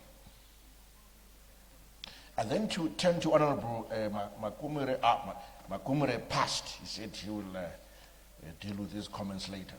I turn to Honorable Mshipe, who again uploaded the midterm budget statement, the state of macroeconomic stability, currency stability, price stability, in general fiscal discipline, and we have even the budget transparency ranking at number 3 in Africa. He really commended that and the work we have done in reducing the cost of doing a business. For example, removal of the road access fee at borders, replaced by normal toll fees. All of this we've been doing. And I can assure you that we'll continue now to implement the SIs that govern these reductions, and they're forcefully implemented through the law. He highlighted an important point that sometimes when you see this kind of GDP growth, 8.3% last year, 5% this year, currency stability and macroeconomic stability also has something to do with it. You cannot invest in an unstable environment, either as a local investor or as a foreign investor. So an investment drives a GDP. You cannot save in an environment of instability, and that also goes towards a GDP. Your consumption patterns are disrupted when you have instability, and consumption is part of how we measure a GDP. So a GDP increase is also explained by macroeconomic, currency, and price stability, and I agree with his comments and observation on that. On the BSP, he correctly observes that, I think it is page 27 or so, where we mentioned the support for the youth, especially youth empowerment programs. I can assure you that we'll make every effort to follow through on this commitment and allocate budget towards supporting projects for the youth. Let me turn to Honorable Madzivanika, who had premised his comments on negative aspects and positive aspects, but that's okay. His first negative aspect was on the budget, what he calls budget overruns by some MDAs. I've already responded to this, that this is just an administrative delay in the proper allocation of these expenditures. They will go to the various ministries in the third quarter. That process has already started to make sure they go to the appropriate areas, and you won't have these large figures above 100% showing. Turning to the issue of dams, he mentioned an important point of dams, that we have so many dams that we have on the list that we're supporting this year. Why do we just choose 2 and focus on those? But that's exactly what we've done. If you look at that list, the dams that are really being funded aggressively is the Gwaishangani Dam and the Kunzu Dam. Gwaishangani Dam to support the green belt all the way to Bulawayo, as well as then Kunzu Dam to support Harare water supply. That has been the focus, and that's what we've pronounced. You see that both of those are at over 70% completion, while the rest that are on the list that we started years back, sitting at 30%, 20%, it just shows you that they're not the primary focus this year. It is those first 2 I mentioned that are the focus. So I agree with him, and that's exactly what we are doing. On the area of devolution, again, we have commented on this. I can assure you that we'll improve disbursements going forward on devolution funding. Then he mentioned an important point about domestic debt and validation of domestic debt. It's true, we are validating this debt, Madam Speaker, ma'am, because some of these contracts had been inflated, so we are negotiating to bring them to the right size, to make sure that government doesn't overpay.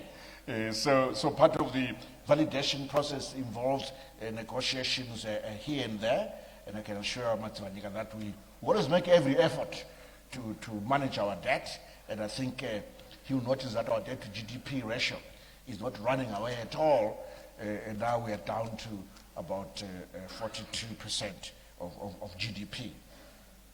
He also made an important point, Madam Speaker, ma'am, regarding our pension funds, that 50% of them are inactive. I can assure you that IPEC, I've asked IPEC to look into this issue. They're looking into it to make sure that it is dealt with. They are the delegated regulator, delegated from me, so they are dealing with that matter. Let me report on it maybe in the next budget in November, or prior to that I'll be able to give an update. On the issue of prescribed asset, on progress on that pension funds and institutions are at 9%, well below target. This is also correct. Let me explain, Madam Speaker, that prescribed assets are not necessarily government projects. These are projects out there from, most of the time it's entrepreneurs. In fact, 99% of the time it's entrepreneurs who are driving these projects. But we feel as government, in fact, they also apply to us. But we feel that these are important projects that will be transformative, that are developmental, that will create jobs, and so forth and so forth. So we support them and give them this prescribed asset status so that our pension funds and institutions can follow up and invest in them. And his concern is that 9% is rather low. I also agree with him. It's low, and it should improve. What's happening is that I feel that the supply of requests, the request for prescribed asset status is rather low. Maybe last time I was speaking to a few business people, they didn't even understand what it meant. I said, look, once you have that kind of status, prescribed asset status, it makes it easier for pension fund to fund your project. I said, okay. He said, what it means? I said, that's what it means. So just knowledge, information out there is critical for us to disseminate to the public, to the investor community. I think we will see an increased supply for this status. Increased demand, rather, for this status. It's not about returns. I can assure Honourable it's not about returns at all. Most of these projects are actually very good projects, mainly in the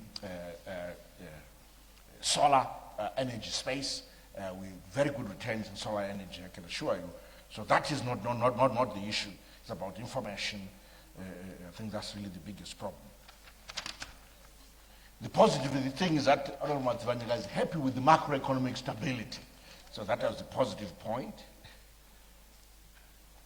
But he seemed to have some concerns about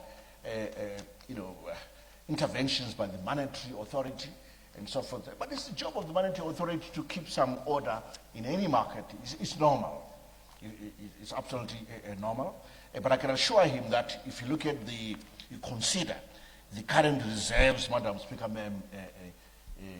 gold in the main, converted to US dollars, if you just take that and convert it to ZiG, you find that it far outweighs the amount of ZiG in circulation. So he shouldn't worry about whether this could cause challenges for the currency or not. There's no problem there at all.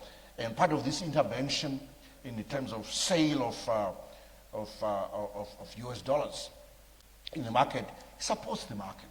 The market needs the US dollars for importation purposes. So this is actually proper monetary sector management by the central bank. Now, turning to the issue of, cancer machines acquisitions, he made certain observations about, I'll use a different word, value for money. That perhaps in terms of the pricing, they may not have been value for money, and I should check that. If he has some information, I will encourage them to give it to me directly, Madam Speaker, then I can investigate appropriately. You never know, maybe it's information, why not? I should be happy to receive it as Minister of Finance and check accordingly. But I can assure you, we subject the procurement process to value for money considerations. And it's not just the cancer machines that have been bought. There's additional equipment, diagnostic equipment and some drugs and so forth. But if you have any information of lack of value for money, I'm happy to receive it and consider it. And now taking into consideration the comments by Honourable Caetano, I thank him for his comments. He basically again commended the state of the economy. Economy is doing well, and he said something of this. This I have to appreciate, Madam Speaker. He said that there are people behind this progress on the economy who sit, who are thinking, they are planning. They came up with the TSP and DS1 and DS2. They have models. They are simulating. That's what we do. That's exactly what we do. And I encourage my staff in Treasury and Reserve Bank to do more of it. So as I speak, we've actually developed a model of the whole economy, mathematical model of the whole economy. We can simulate any fiscal policy through that model. Hopefully one day, for those members of Parliament who feel sufficiently strong, mathematically and econometrically, I will take you through these models. You will definitely enjoy them. in terms of their capability. Honorable Caetano did mention obviously some aspects of stability like low inflation, averaging 4.2% between January and June, and obviously commending the progress here. And the support to war veterans, that this support, the release was timely because there's been some concerns that there were some delays, and we did release the 250 million ZIG timelessly to clear our obligations to support our war veterans. But we also acknowledge the constraints we face as a government, being unable to access global capital easily, including commercial capital for private sector in terms of credit lines. Even within these kind of constraints, we're able to find our way and be able to pay for services and meet some of the public obligations. Then on the El Nino response program, again, he commended the program, the 6-pillar program, which I've described in my earlier response. But he made a very important observation, Madam Speaker, ma'am, that we should do further agroecological tailoring of the response program. So region 4 and 5, for example, there should be more focus there, whether it's with the Fumbuza Industrial Program, more irrigation, bore drilling. We should do more in the affected areas, region 4 and 5. And I agree with him. That's exactly how this works. In fact, I can assure him that when it comes to insurance, you'll find that we tend to pay this sovereign insurance in terms of cash transfers in regions 4 and 5 in the main, the 22 or so districts in those kind of areas. On the mining sector contribution, again, we've made progress, which Honorable Caetano highlighted, and the value addition aspect that goes with it is particularly commendable. But he did mention that we need more locals to be involved in mining. I agree. When I was in the private sector, I did go into it in a big way. There are some now where we are working hard. We need some serious indigenous miners coming out of our various corners of the country in areas where you have got some of these endowments. It's very, very important that they do so. And we as government always stand ready with various schemes to support any new entrants into the sector, among other sectors, of course. So we're very happy to engage Honorable Caetano if he has got specific projects or he knows entrepreneurs who need support in the mining sector to see how we as government can support them as they go ahead with this. Let me hasten to say that one of the useful things about, useful aspects, or let me say one of the opportunities arising out of the Victoria Falls Stock Exchange, which is a hard currency stock exchange, is that you can now launch junior mining houses. You can also launch mining cash shells. So what you do here, Madam Speaker, ma'am, you've got a piece of ground, you think there is something on that piece of ground, maybe it's gold or it's platinum, a bit of verification, crude verification. You can credibly go to the market and raise money, even if it's $5 million US, and out of that and create a cash shell before you even start mining a single ounce of gold, a single ounce of whatever. So we have some of these platforms. So we're happy to discuss with any honorable members on both sides of the aisle, should they need support with those kind of structures.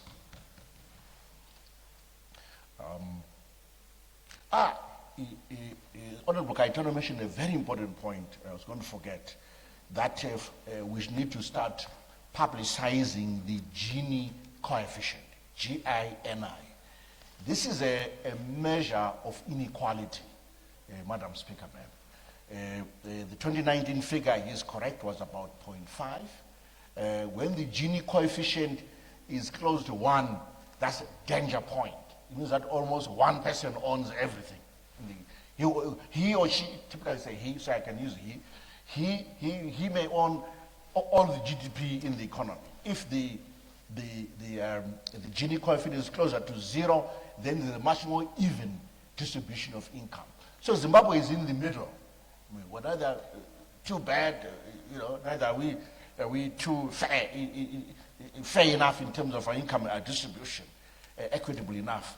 So I can assure him that going forward, we will publicize this Gini coefficient and show an improvement. It should be lower than 0.5.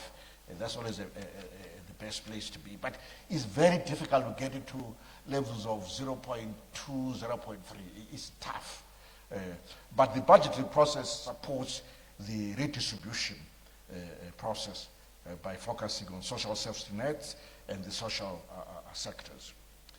Finally, Honorable Kangau Saru, who again commended the performance of the economy, strong GDP, but he mentions an important point, which is that transformation just doesn't come from an increase in GDP, because that could be driven by commodity prices and so forth.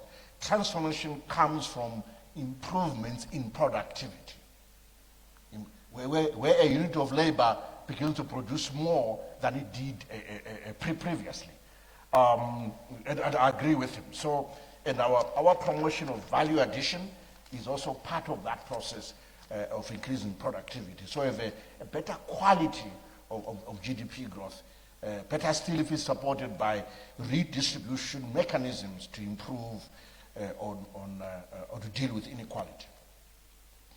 He also made mention that we should remain vigilant on inflation so that any liquidity growth does not lead to excess demand that can push up prices wantonly, that any excess liquidity must in fact go towards the productive sector, because once liquidity is productive, money supply is productive, it ceases to be an issue. But if it's not, then it's spent on expenditure, which may then put pressure on prices.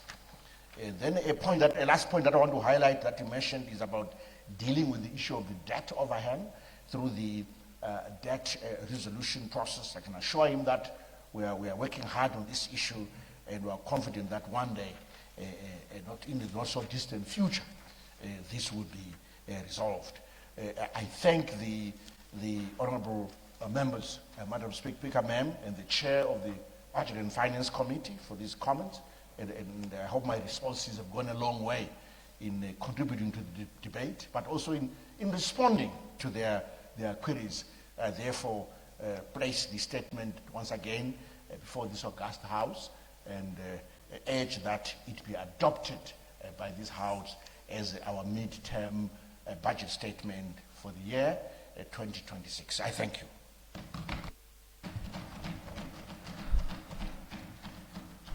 Your Honorable Minister, I would like to thank you for comprehensively addressing each and every point that was raised in this august House. You did justice. Thank you, Honorable Minister.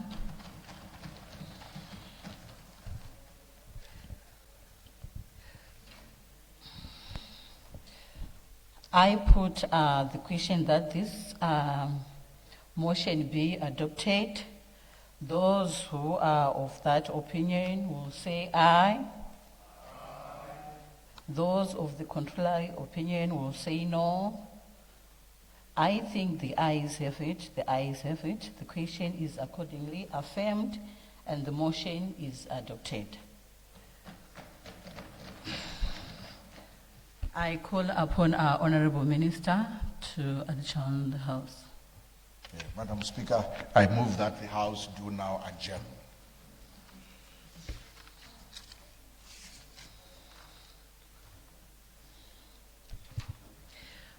It has been moved that the House to now adjourn. Is there any debate? I put the question that the House to now adjourn. Those who are of that opinion will say aye. Those of the contrary opinion will say no.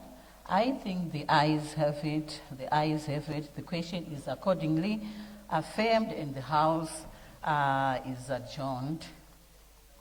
To what date, Honorable Minister? To tomorrow, Madam Speaker. To tomorrow. Thank you, Honorable Minister. The House is now adjourned. Good night, Honorable members.